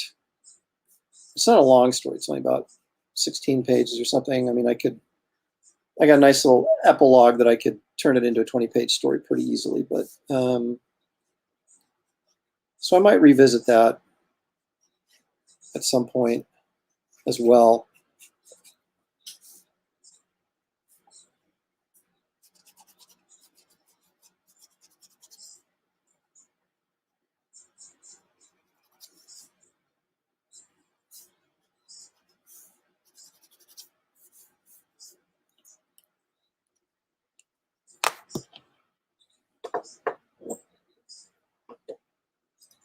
Thanks, sir. Appreciate that. Hey, Shelley. Leg Kick wants to know where you're at.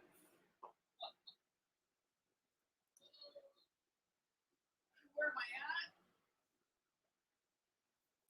Jeff Potts is sticking up for you. He says Shelley's resting.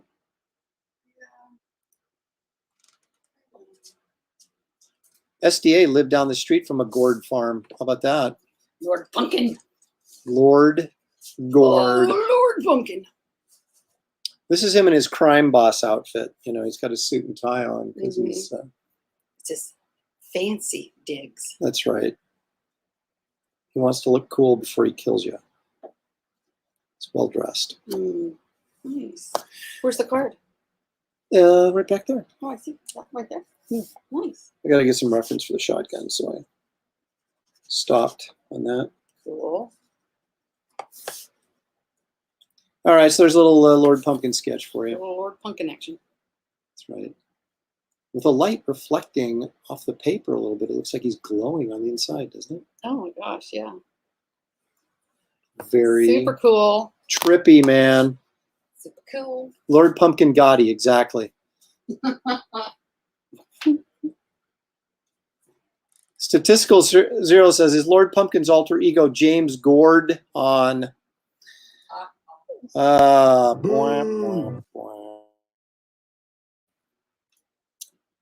effort. Oh, Gordon, you mean? Okay, well, that's still not much better.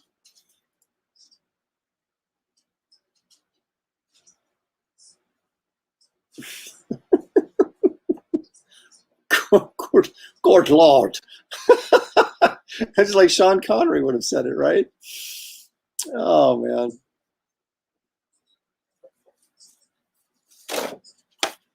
All right, one more quick one before we hit the road. Let's see.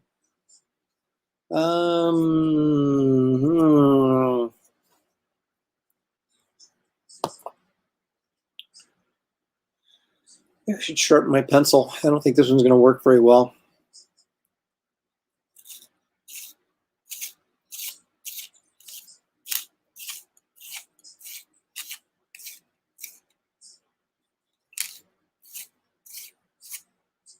Oh, you know, you sit there and you sharpen, and it just breaks off.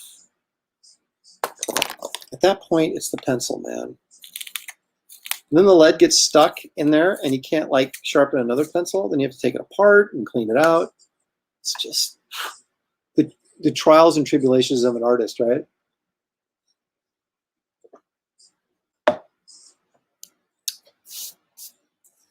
All right.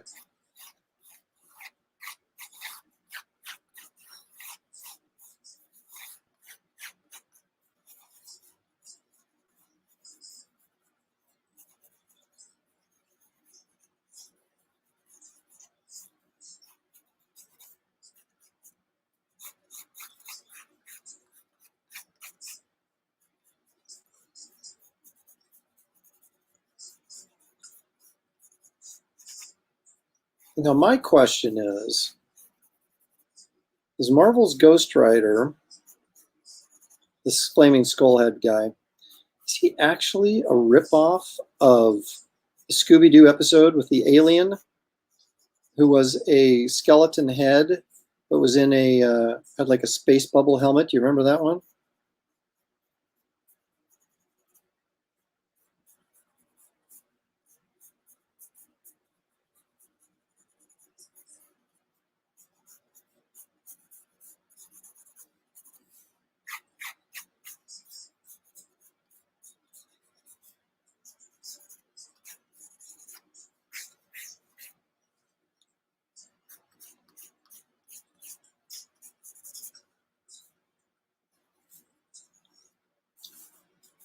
He had that kind of shrill laugh.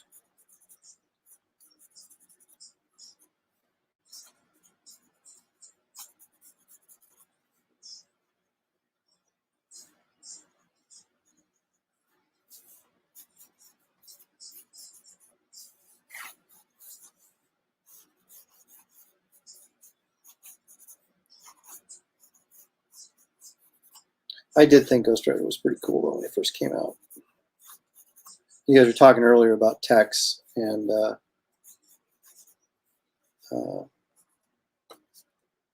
Javier Salvatore, I think, who did really cool.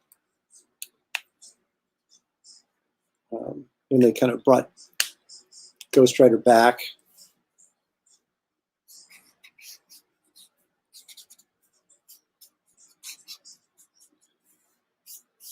Okay, this is the bad pen.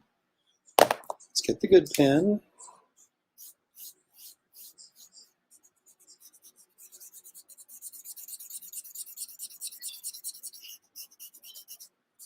There's nothing worse than being at a convention and have somebody, you know, like get a couple of back-to-back Batman requests.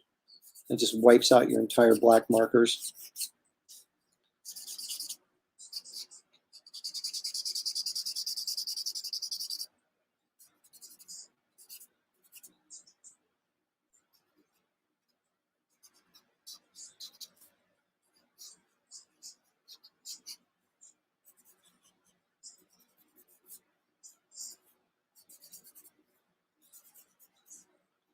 So get all this shadow stuff locked in.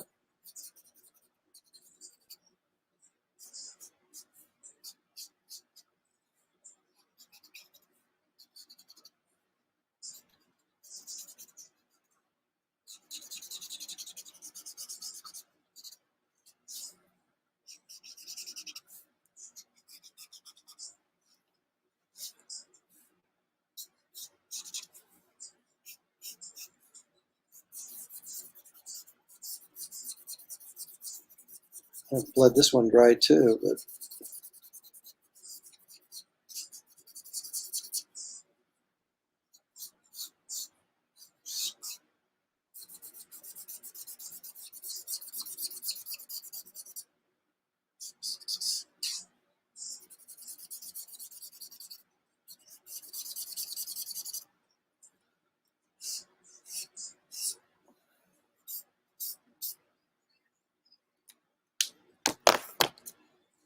then we just kind of throw in some detail here. Favorite ghostwriter, Catch or Blaze? I don't even know who Catch is. Johnny Blaze is the only ghostwriter I know. If we're talking about the motorcycle. So I'm guessing the Catch guy is the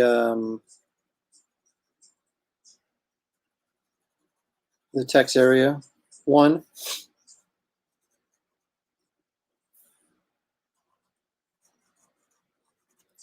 I did a really poor job of reading comics in the once I don't know, once I got out of the 80s. I mean, I looked at a lot of art, you know, and I read some books and stuff, but I spent most of my time looking at comics instead of reading them.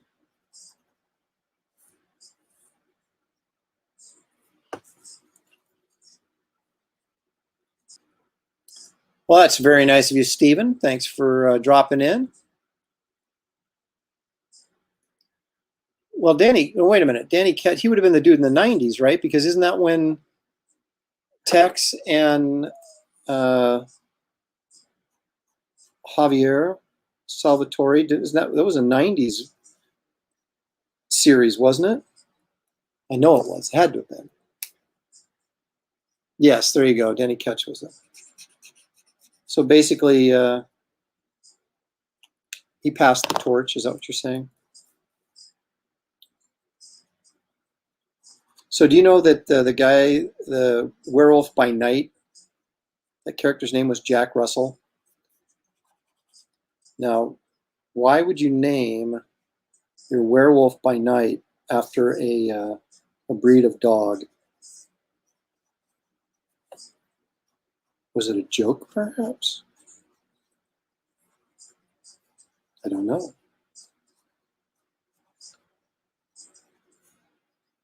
I know Plug was the first artist, I think, on Werewolf by Night, but I'm trying to think, who wrote that? Was it Doug Mensch? I mean, I have no idea.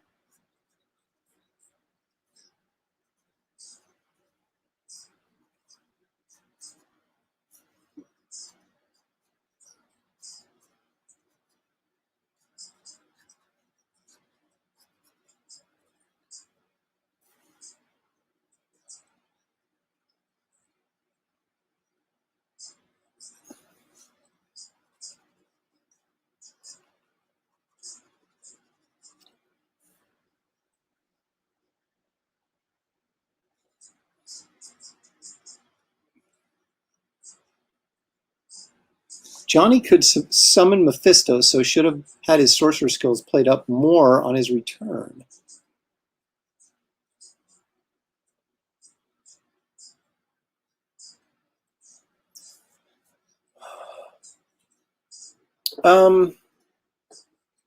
Well, Jeff, picture this, if you will. But sadly, you know, that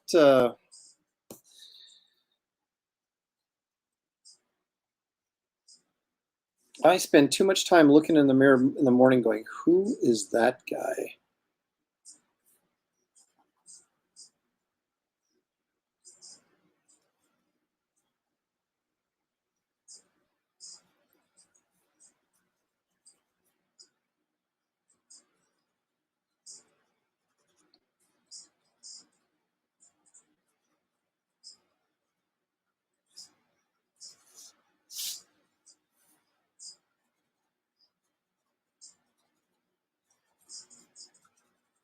You got to imagine that Marvel's going to do something with Ghost Rider and Werewolf by Night. Werewolf by Night would actually be probably a pretty good, like, Netflix show or Disney, I guess Disney Plus now, right?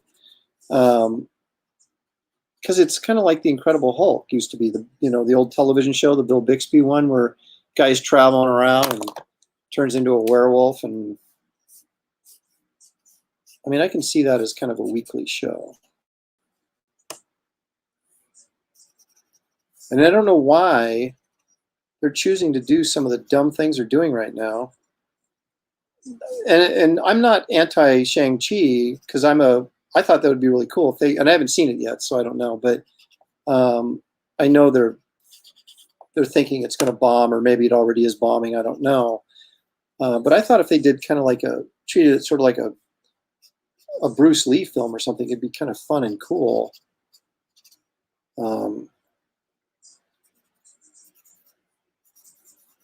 But they're really not touching the monster books, and those have some really big potential. Same with DC. It's like, man, the Spectre and Deadman would just be so good, and yet they don't seem to want to touch them. But then they make dumb movies like the Eternals, which now they're not even going to release, or at least they're delaying the release on it because no one cares. It's like, why did you think anybody would care about that in the first place? I mean, I know you're running out of characters, but, or at least high profile ones, but geez, make an interesting film and people might show up to watch it.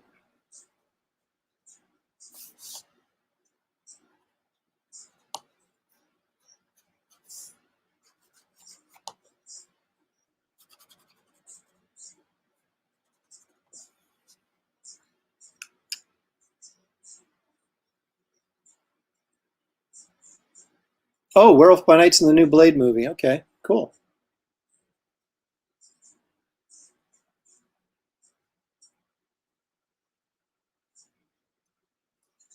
I think there's probably a lot of truth into that. Yes, that's exactly the Spectre series from Adventure Comics. That's the one you want to do. And it would be a great film, or even could be a television show. And Dead Man, guy trying to find out who murdered him. I mean, come on, it's just built for a television show. The ghost trying to figure out who murdered him. I mean, come on. You kind of maybe go with the, well, you could go with the Neil Adams version, but you could also go with the Kelly Jones version, for the character to make, if you want to make it a little bit more creepy. I don't know. That's got like success written all over. You got, the always pumping up like James Wan and stuff as this, great horror director. Well, give him one of these. What are you putting him on Aquaman for, man? Give him like Spectre or Deadman or something. See what he could do with it.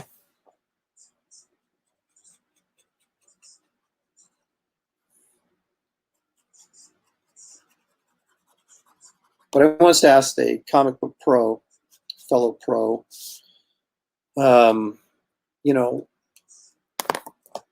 about Hollywood movies and stuff, and just like, man, why are all the idiots running the show? And he was like, well, because all the creative people want to create. They don't want to run the show. They want to make the movies. So all the people that really know what they're doing are not the ones making the decisions. And I'm like, yeah, that's true. Of course, it's always been like that. Well, not always. I think in the studio system back in the day, I think there was probably some better decisions being made, quality control, because they seem to know their audience better. I think some of those guys did. Not all of them, of course. Not every black and white movie is the greatest thing ever made, but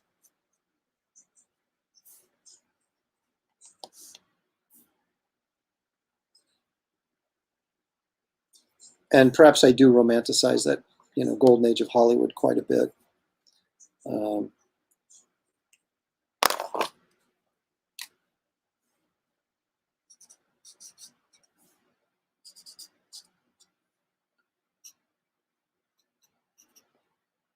I just think we'd all appreciate it if better decisions were being made. There's nothing more frustrating than seeing a studio or somebody make a decision that's so dumb, and everybody in the world knows it's dumb. You know, John Carter, of course, being a prime example. You know, in the promotion and advertising of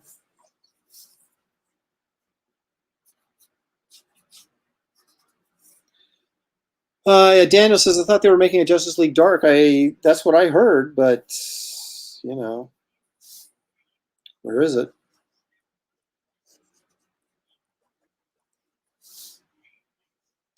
The DC characters, I mean, the DC films really need some direction. You know, sort of a big picture plan, and I just don't think they have it at all.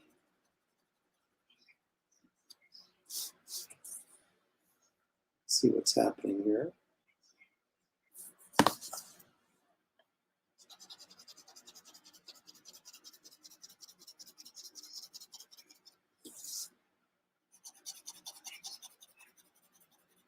I mean, I give Marvel credit. I mean, at least they had a plan coming out of the gate. Whether or not they'll be able to sustain it, because everything's getting maybe a little too formulaic right now. Kind of like, if you remember when the Disney princess movies had their resurgence with Little Mermaid, and they all, you know, for about 10 straight films, they all followed the same formula with the sidekicks and they did well for a while. Then people got tired of it because it was the same old formula. And I think Marvel's running the risk right now of falling into that trap.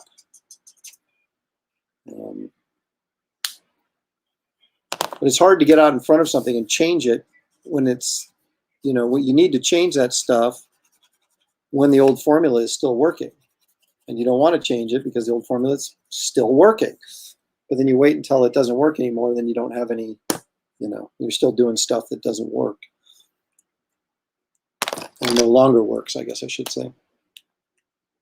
They made 2 Justice League Dark animated films. I didn't know that.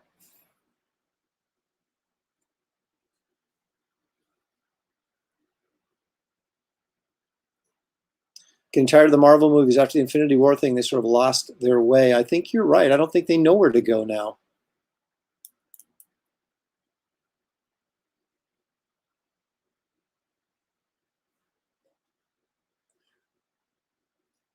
Well, no, I know that's true, but that's what I mean. They protected their actors and they protected their properties. Yeah, I mean, the actors and stuff were just as, how do you want to say it?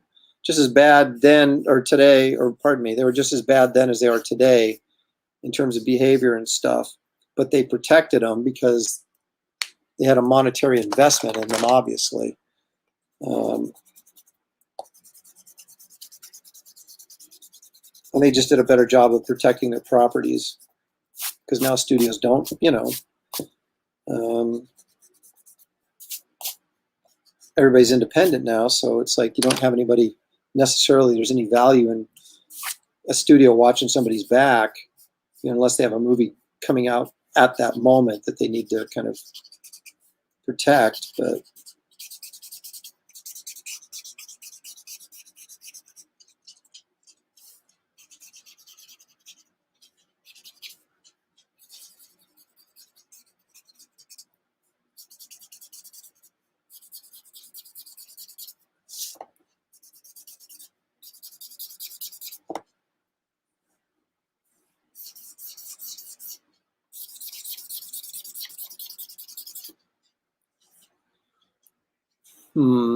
probably should go with a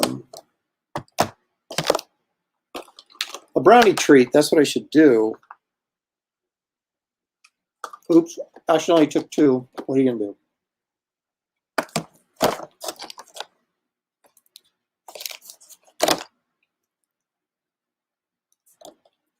I was gonna say I need to go with a warm gray.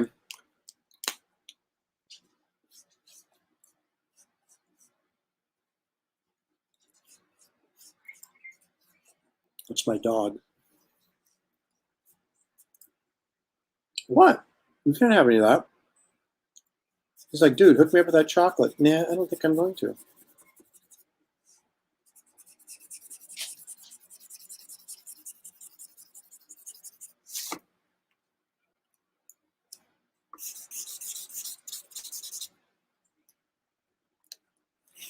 I need some milk.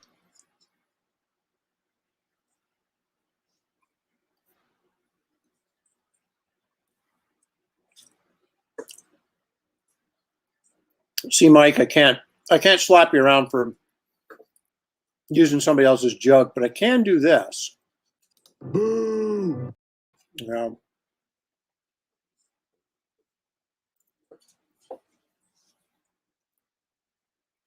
So then I think throw a little color in here. Just a little yellow.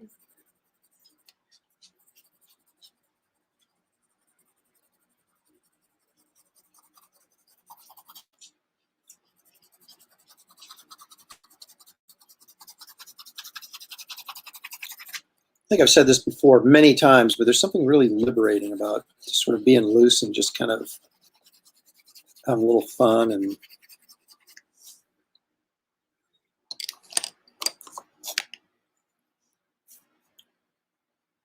doing a little Johnny Blaze.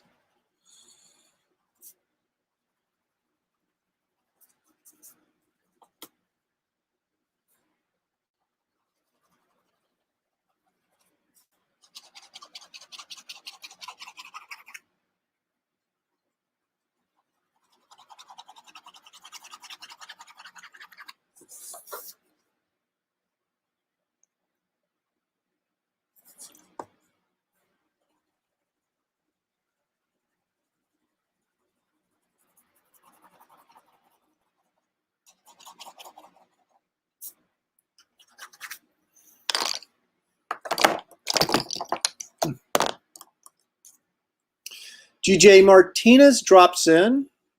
Good evening, Aaron. Hope you're having a good Labor Day weekend. I am. Thank you very much.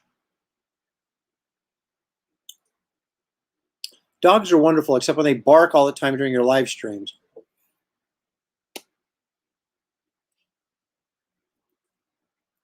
Which he does. Although he hasn't barked during this one. Which I guess I should like knock on wood or something, right?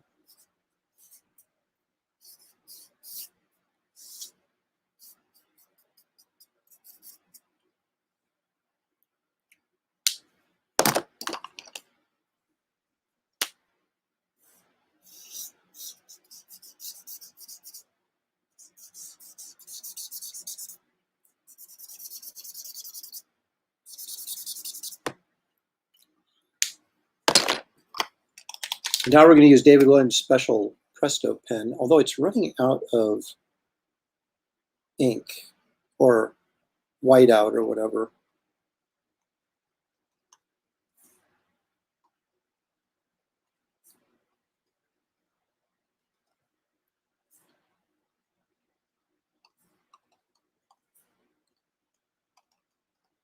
Some crags in there.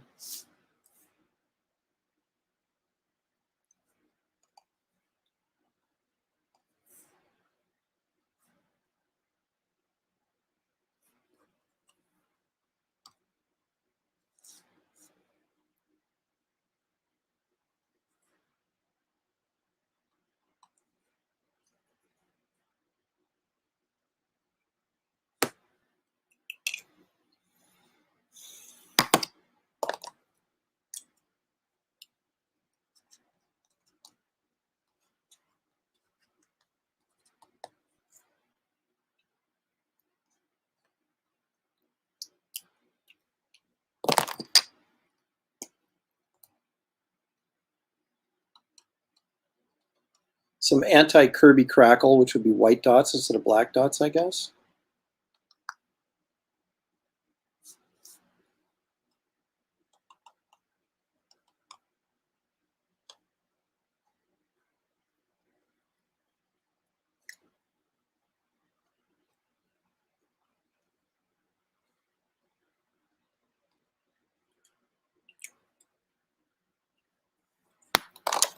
Oh, I think that's kind of fun.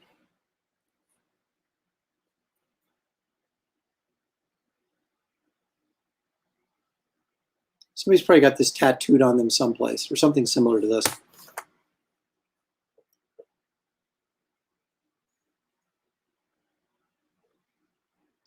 Bruce wants to know, look at that, he's got a Mickey Mouse double bird going there. Bruce Gender Fluid says, is that a whiteout pen? It is called Presto. This is available through Dick Blix.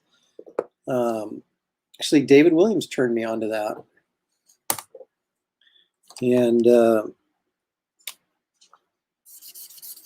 what fun they are.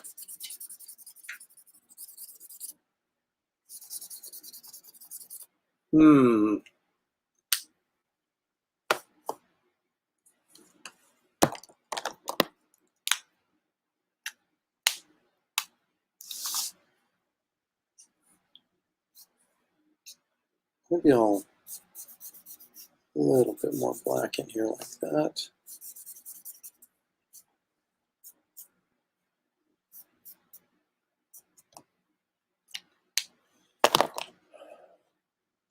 So groovy. Let's take a quick look here at my keyboard and search out something on the internet, or on the interweb as we like to call it. Actually, nobody likes to call it except maybe my dad would if he was still alive, but he doesn't. He's not, sadly. Okay. Let's see where we're at here. Wraith of God. We're at 955 backers. We got 2 weeks to go. We're at 68,359 bucks. Push that sucker to 70, and what do we get? What do we get if we get to 70? Let's take a look. Oh, there's the pencil for the cover. Very nice. First 3 pages. I'll be showing more pages soon. Let's see, 70,000. Every backer receives a limited edition signed mini print previewing the next Wraith adventure. How about that? And you know what I'm going to do? I'm going to paint that. So it's going to be kind of like my idea is to kind of make it look like an old sort of movie poster. And so that'll be kind of fun. And we're just really a short stretch away. And I can't say enough how much I appreciate you guys' support on this. And if you haven't backed it, I'd please take a gander at the page there and see if it might be something that would interest you. It's 72 pages. Actually, it's 75 pages now because I just added the epilogue was one of the campaign goals or stretch goals, and it so there's like a little epilogue there that sort of ties in Wraith of God into the more modern Lopresti verse, if you will. So I should do beer and pizza for like stretch goals, shouldn't I?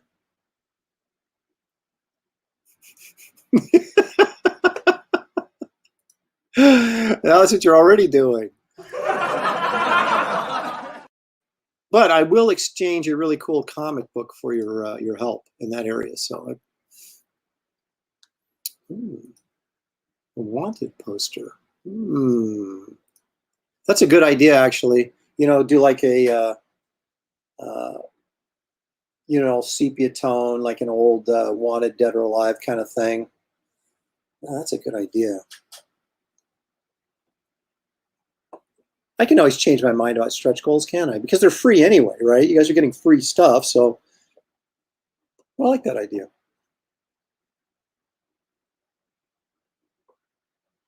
Jay Lee jumped in there, got it, and your sketchbook. Thank you so much, man. I appreciate that. It's actually sold as of this moment, like 100. I was only going to sell 100 of the sketchbooks, but I didn't really figure I'd sell more than that. But thankfully, they've been going really well. I think we're close to almost 200 sold of the hardcover sketchbooks. And I got a lot of boxes of them here, so it'll be nice to get some of those out the door. But it's a really good book. I think you'll be really happy. Thank you.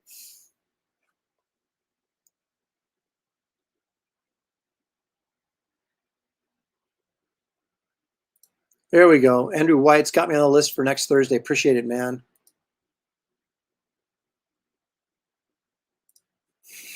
Shh, Jeff, don't give her any ideas. Actually, I think if we hit 80, which I think is possible, there's like we get the whole sticker set of the Lopresti verse characters, or the main ones anyway. So that's going to be kind of cool. I actually want some of those myself. So let's get this to 80 so I can get those sticker sets. Oh. You want me to throw a little color on Lord Pumpkin? All right, I'll do it. I'll do it. You don't have to ask me twice. Let me get rid of this. I'm not as good a salesman as some people are. You know, like Ethan's really good at it, and obviously, you know, Malin and Shane Davis, these guys are. I'm just kind of like, hey, I hope you like it. If you do, please back it. See you later.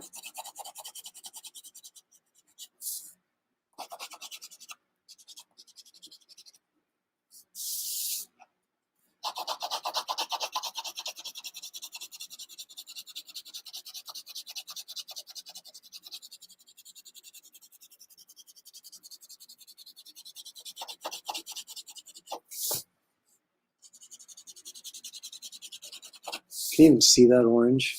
Probably not very well. It is kind of light. So that's orange, believe it or not. I'm going to hit it with some red, and then I'm going to hit it with some orange again.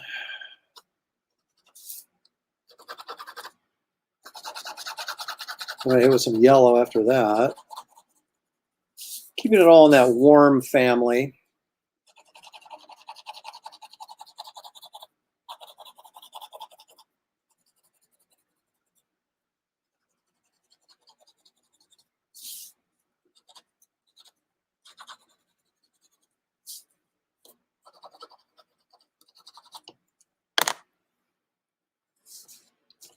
You have to sharpen this. It's colored pencils. The points get too dull, and you can't really get the kind of line you want.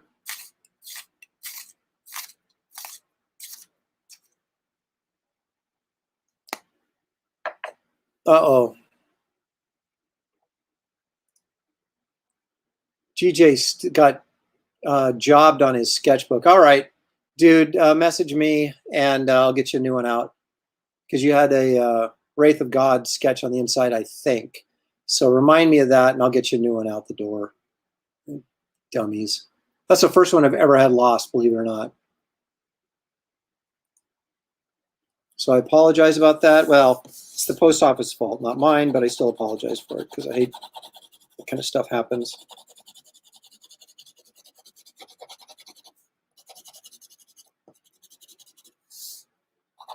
But think of it this way, you're the first one. You're the first one who got screwed over by the post office.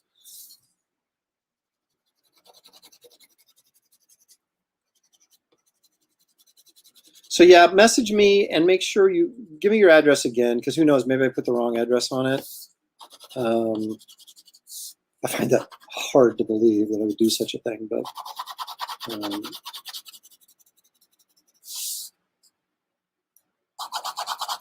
it is possible, of course. But I did make a mistake. It's possible. So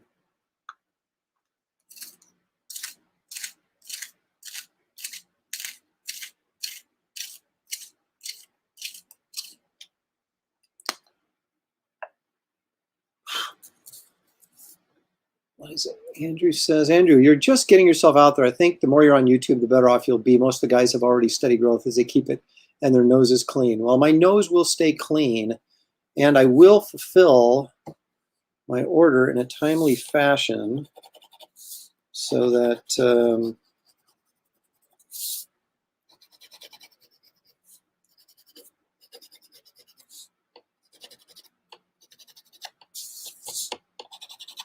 there won't be any problem with that.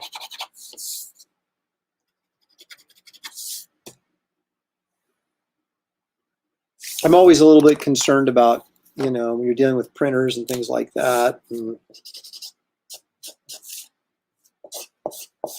if they're going to be late or, you know, whatever. There's always unforeseen hurdles, but I will keep you guys in the loop as I produce the work. I won't show you everything, obviously, because I don't want to ruin it for you, but I will show you enough to let you know that I'm moving along.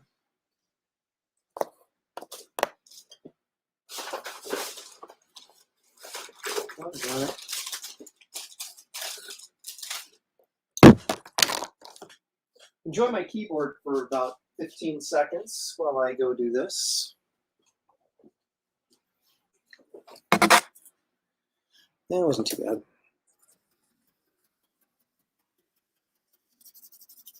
It's Lord Pumpkin without a blue suit. Actually, I think he had a purple suit.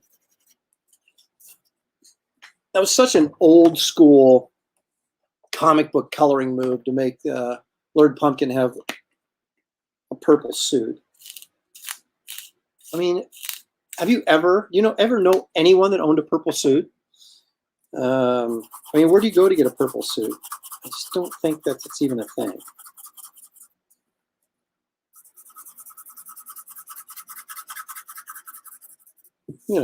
Purple shirt, maybe, but.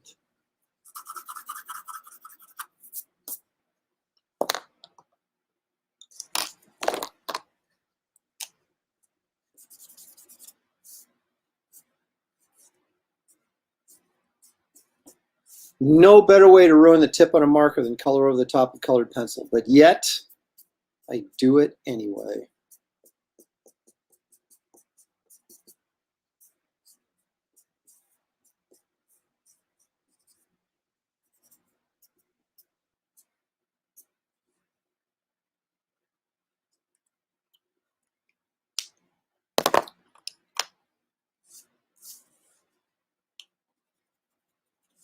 Throw a little yellow in here.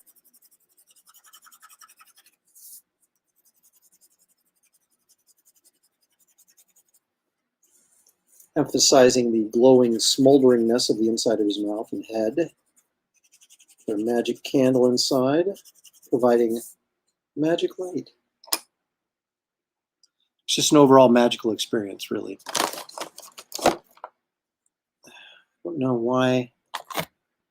No, I was going to use a warm one, but it wouldn't even show up on this paper because I don't even think it's as dark as the tan on this paper is. So we'll go ahead and do some of this in here.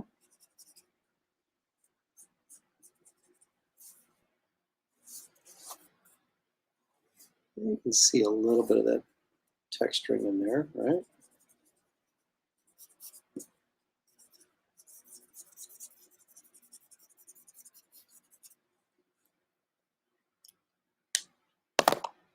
Yeah, I'll go with this marker here.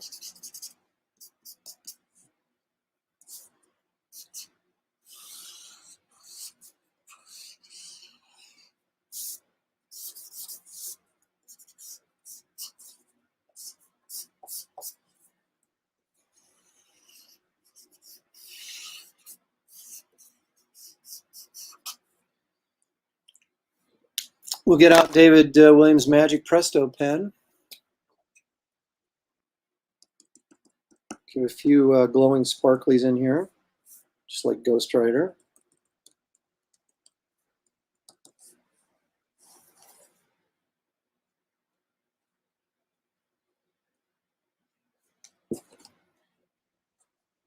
Going with some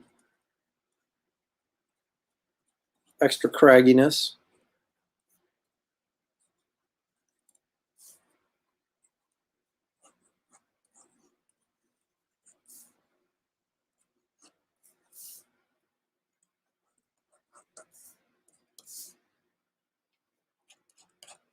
It's just good, clean fun, that's all.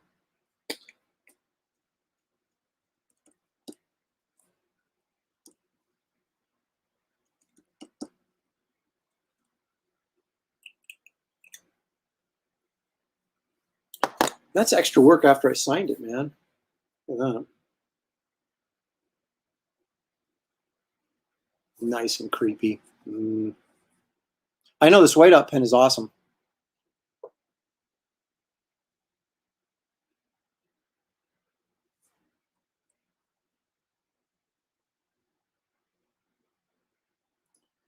Yeah, I don't, I'm not big on wiping out the cover art with a signature. That sort of defeats the whole purpose. So I try to find like a spot on the cover that's not going to cover up anything really important and sign there. Typically, what I do when I'm signing at shows or whatever, or pardon me, if I was getting my book signed, which I don't do very often because I'm such a snobby collector, the condition is like so huge to me that I don't want a creator bending the cover over or whatever, or touching it. So, but I have had, like when I've had professionals sign stuff, I have them sign on the inside of the book, like on the front page. Although I do have a Werewolf by Night #1 that Plug signed on the outside. And I don't know how that happened because I don't remember giving it him to sign. I might have bought it with his signature on it, not knowing that his signature was on it, because I found it years later going, wait a minute, this is signed by Plug. And I can tell by looking at it, the signature is authentic. So, but normally I don't sign on the outside, but I don't get books signed that much.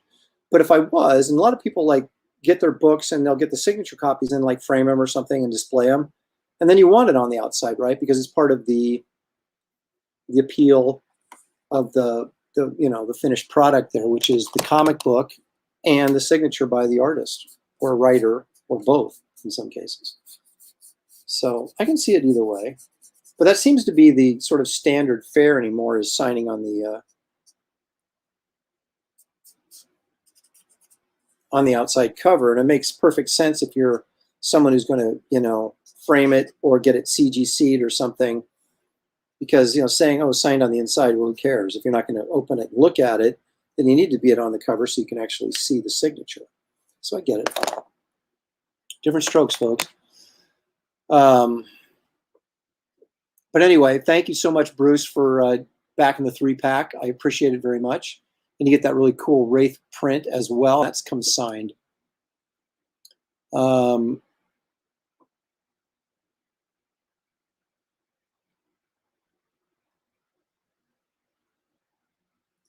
Man, there's some truth to that. Oh my gosh, I had, who was it? I think one of the guys from Yancey Street Comics in Tampa was telling me that they had one of those mail slots in their door, right? And they had bought a comic, maybe off eBay or whatever, and it was packaged nice and everything, but the mail person just jammed it into the slot and bent it around and crammed it through the slot. And it was actually a fairly valuable book. I can't remember what it was now, but it was completely destroyed because they just jammed it into this mail slot that it wouldn't fit into. And it's kind of like, can't you just like leave a note that says, hey, it didn't fit, you got to pick it up from the post office, rather than going out of your way to ruin something that someone put in a cardboard box and packaged like that? I mean, obviously you would think that that's an indication that, probably shouldn't bend this. But I have to admit, I have had really, really, really good luck with the post office so far. And I pray that good luck holds up when we start mailing out Wraith of God books, because I don't want to get a bunch of people with damaged books and having to ship out new ones. Of course we will, but we'd rather obviously not have that happen. So anyway, so there's a horror story for you. Maybe I need to sign it again. No, I think once is enough.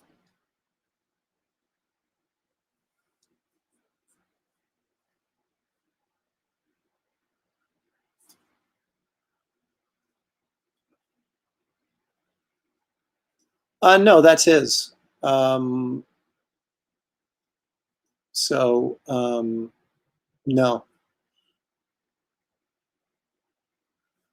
So I will, but I will be selling my new one.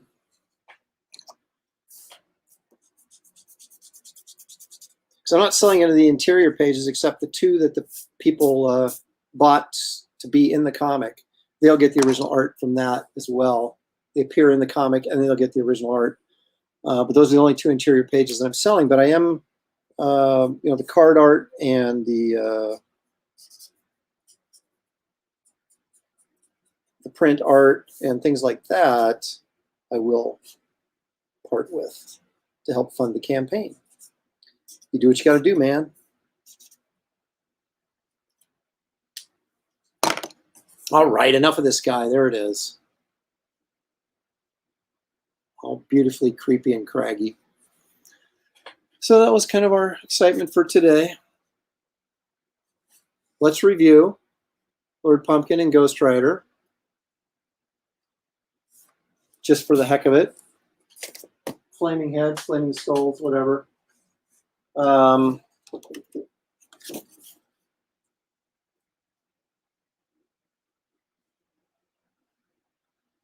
That's our Esther card. You gotta ink that and get it all colored up. And then, what else do I got? We got this baby. It's 11 by 17. Kind of reflective there. There we go, that's better. Sort of.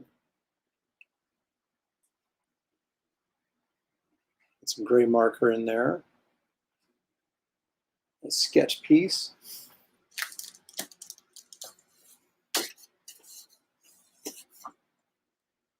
Then of course this, which I really think, if you can imagine, this is all going to be, these are like, this is going to be werewolf eyes here. So there's going to be a lot of line work here to sort of indicate the fur, if you will.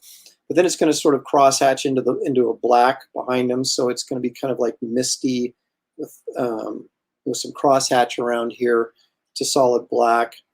And the Wraith of God logo will go right up in here. And the Empire Comics logo will go right down here. And I think it'll be really kind of a nice striking cover. Very simple. Sort of along the lines of what I was originally going to have done. And with the black cover. And so then you'll have the regular Wraith cover, the 70s retro one, and then this option as well. So I'm pretty stoked. A little bit extra work I wasn't planning on doing, but actually, you know, all things said and done, I'm pretty happy with how it's turning out. Sometimes things happen and you don't think it's going to be a good thing, and it turns out to be fine. So yeah, so I think that'll be good. Nice piece when I get her done. Yeah, that retro one, it's funny. I think you have to be the right age. A lot of those have sold, but not nearly as many as the regular cover, which I think is a really strong piece. Let me get back up to my face. You don't need to look at my werewolf legs. It's not a full moon yet. There I am. Yeah, the retro one was, I don't know. I wasn't even really a collector or reader when those, because that was about 1972. Marvel did those for about a year with those little box covers. And in fact, we can take a quick look at it since we're here. This one right here. There's a little banner across the top, and then the little, you know, the box with the, let's see if I can make this picture bigger. And get more of that in here. Yeah, there we go. But yeah, the little box that the art fit in, they only did that for about like a year. I think it was 72 to 73. Some comics went about 9 issues. Some actually went 12. I think Submariner had the most box covers like that. It was right around 11 or 12, I think, issues. And Gil Kane did a ton of those, like most of them. And so this was kind of built, the design was sort of built around like if Gil Kane had drawn it, right? You know, the girl in the front like this, and you know how they always used to have the character was always maybe crouched a little bit, or certain, because they didn't have all that, the full cover to work with. They had that small box to work in. And so, and they would always sort of, at least Gil would, you know, kind of break out of the border. And so that was kind of what this whole thing was based on. And I kept the coloring a little bit simpler on this than obviously I did on the regular cover, which is this one, which has more of a modern color job to it, which I colored myself as well. But I wanted this to kind of have that more, you know, simpler, more of a 70s, early 70s feel. And it seems to be really popular with a lot of people. So, but I think you have to be the right age group that you kind of remember that.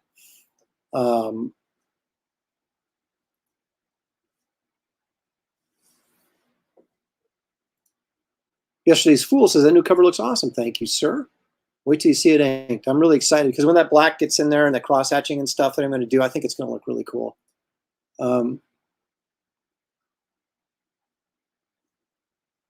Yeah, that was the thing. I couldn't offer. I mean, I could have, but it would have just been a real nightmare, I think, to have that many tiers of just basically the same thing.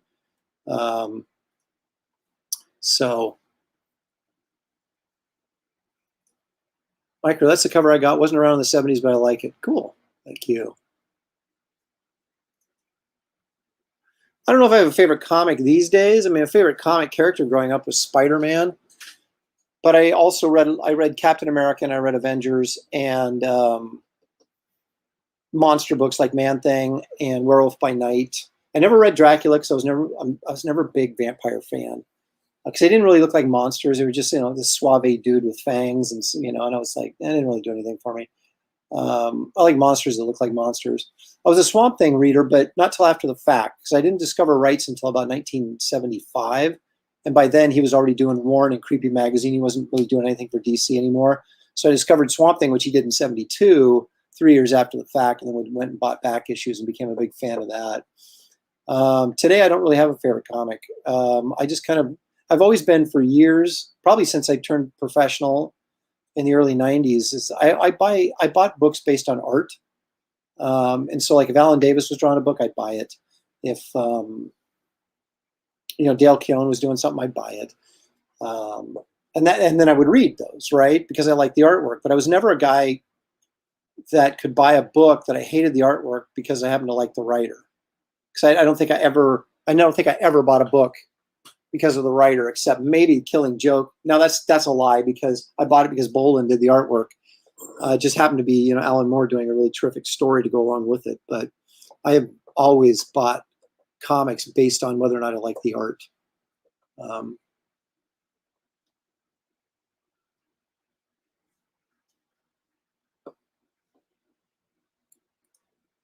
Well, unfortunately, that's what causes that problem. There's two things. One is getting the cover done for solicitations. That has to be 3 months in advance, right? But what compounds that is that every comic book should be at least 3 months ahead if you want to meet your deadlines, but they never are. So most of the time you have writers who haven't turned a script in, or an editor or writer that they don't know what is going to occur in that issue. So you get a cover artist and like, well, what should I draw? I just draw a pinup of Wonder Woman. Now, I've done a few last minute covers where I actually did know what was going on in the story, and or at least had some kind of a plot idea, or the editor had an idea of what was supposed to be in the issue, and then they would say, tell me, and then I would draw it. But that's the problem. That's why you get so many variant pinup artists or pinup that don't reflect anything in the story, because they don't, most of the time, have no idea what is going to be in the comic at the time they do the cover.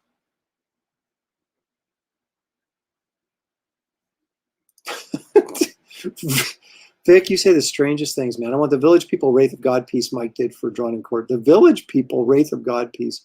He did a really cool Wraith of God piece. I want to use it. I might use that art from him on like the sticker set. I just think he did a really cool piece that would fit real nicely in like a circular sort of sticker format. So I might do that.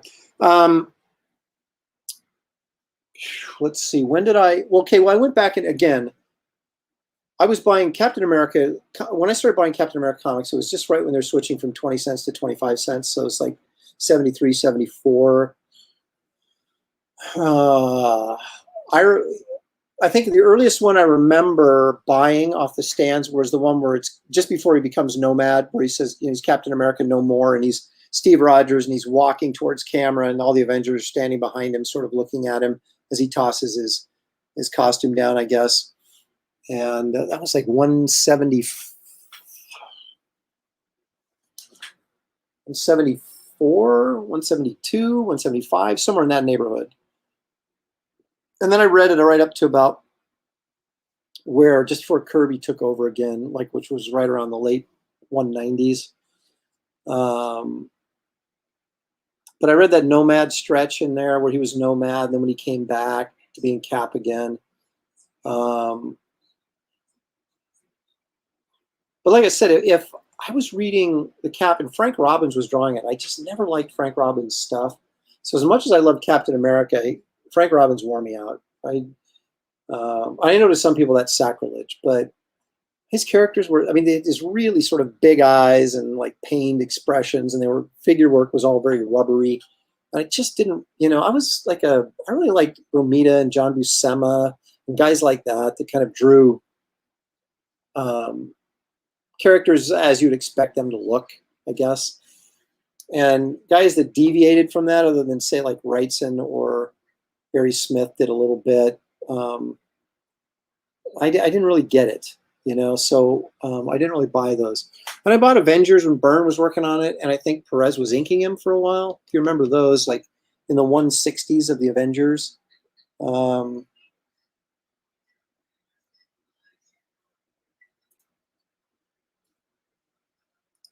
Daniel's really committing. Thank you, man. I appreciate that. Wow, thank you very much.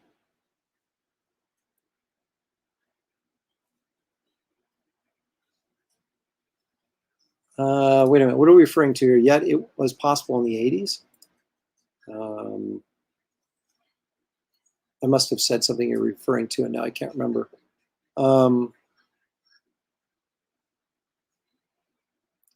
Yeah. Yeah, I remember thumbing through that going, what the heck?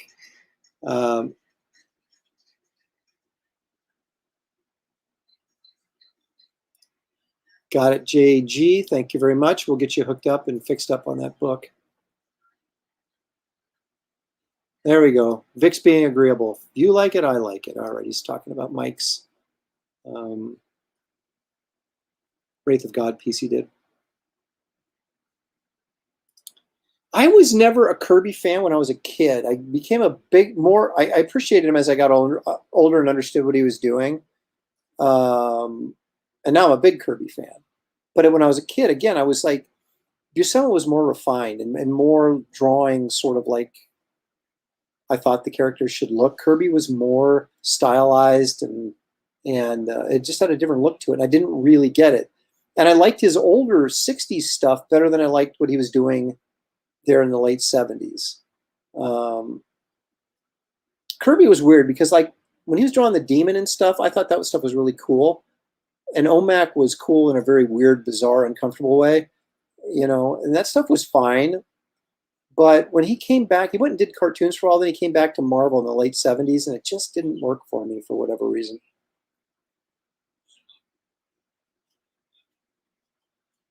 Yes. Yes, that is correct. The Englehart run. And my favorite Cap issue is 164. Is it 64 or 65? His first appearance in Nightshade. And I know this is going to be a big shock to you. It's where they, she's queen of the werewolves and she turns the Falcon into a werewolf. And it's drawn by Alan Lee Weiss. It was just a tremendous issue.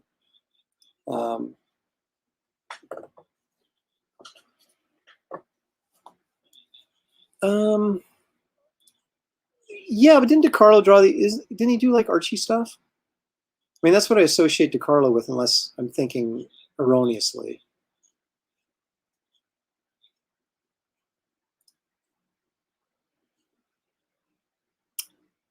I'm trying to remember the Captain Victory stuff. It was all right. You see, the Captain Victory stuff I didn't see until I was older, and so I'd already developed an appreciation for Kirby. I wasn't unaware of that when I was a kid buying comics off the newsstand. So I have two different reactions to Kirby: as a youngster, and then as an adult, and they're just totally different,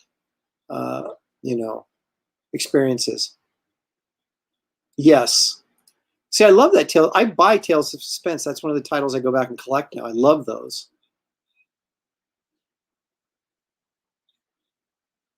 That was the weirdest book. I saw it at do you guys have Kmart's? You know what Kmart is?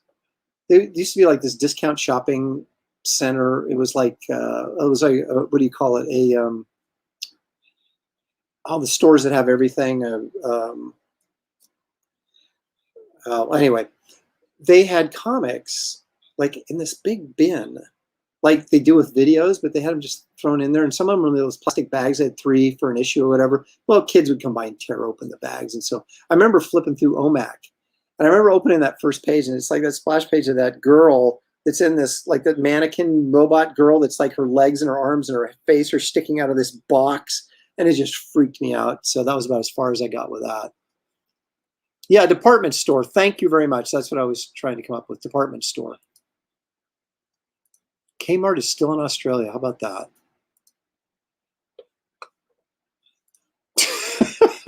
Show your drawing again. All right, I'll show my drawing.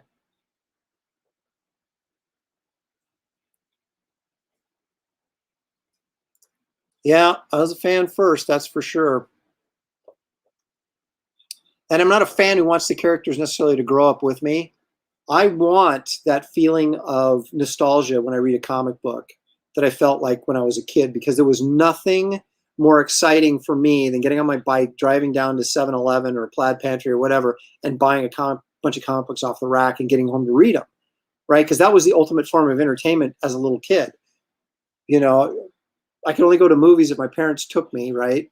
And there was nothing on TV back then, and certainly no streaming, and there was no video games, so it was comics. And it was just like it was out of body experience. I mean, I know that sounds ridiculous, but it was just like I would get so excited for the new, Wednesday whenever the new comic books came out, and I had no idea what was coming out, right? So every time I got there, and they would cut open the band of books, and there'd be, they'd have those yellow plastic bands around them, and they'd cut them open, and they would just be, 5 or 6 issues of every comic, right? And you just flip through that stuff, and exciting.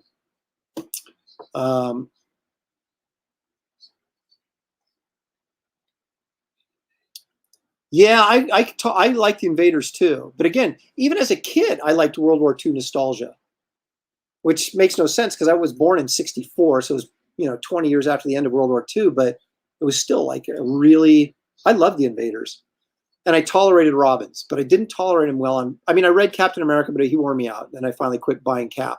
But I did buy the Invaders. All right, someone with a wrench, take care of the porn bot, please, in the chat.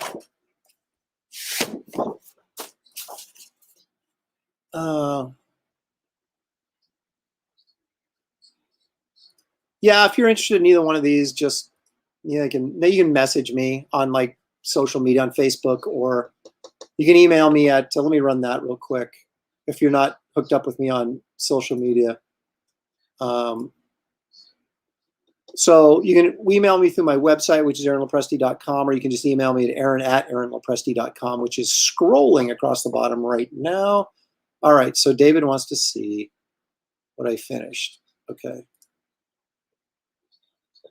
So, oops, wrong one. Let's remove that. Okay, so I did the Ghost Rider using your wonderful David Williams whiteout pen. So we did that.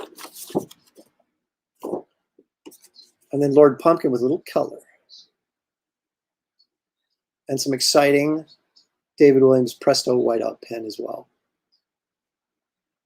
There we go. You can see that a little better now. So those are the fruits of our labor today. And the Esther card for Wraith of God. That's the stretch goal that everybody that backs gets one of these. I mean, you'll get this card just free. It's just thrown in the pack, man. Anybody interested in this? That's $200 plus shipping, which would be about $10. You can contact me about that as well.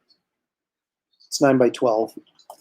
These are 9x12. I don't know what I charge for these. Not a ton, Maybe $150 for that Lord Pumpkin because it has color on it, and $100 for the Ghost Rider. Not looking to get rich, folks. Just looking to get by. Daniel, thank you for the $1.99. I just answered your question. Lord Pumpkin, $150.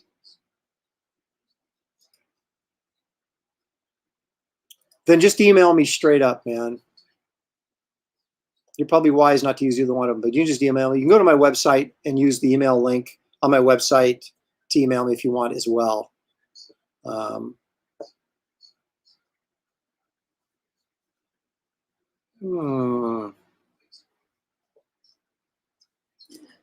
I've got to get warmed up, man. I'm going to be doing some serious drawing tomorrow. So actually probably mostly inking, but Keith says, you're my idol. Thanks, Keith. I appreciate that.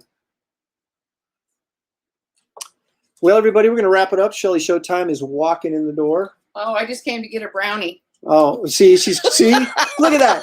She gives me crap because I don't get the gluten free, and then she's like, "Oh, okay, I'm gonna suffer and have one anyway." Tummy ache later. All right, so you guys, hey, thanks for joining me. I really appreciate it. As always, we had another good and lively crowd. Oh my gosh, we almost went 3 hours. I was going to cut it too. Well, I kept drawing. See, I did Chatty Cathy. I did a Ghostwriter too. Ooh, cool. So, anyway, thanks you guys. Guys. And I'll probably be doing a lot of streaming this week as we're entering the last 2 weeks of the campaign. So promotion, and drawing. So hopefully I have stuff to share with you soon, and I'll get right back on the old YouTube channel and share it with you. So anyway, thanks guys. Enjoy the rest of your evening and have a great week coming up, and we will see you soon. Thank you.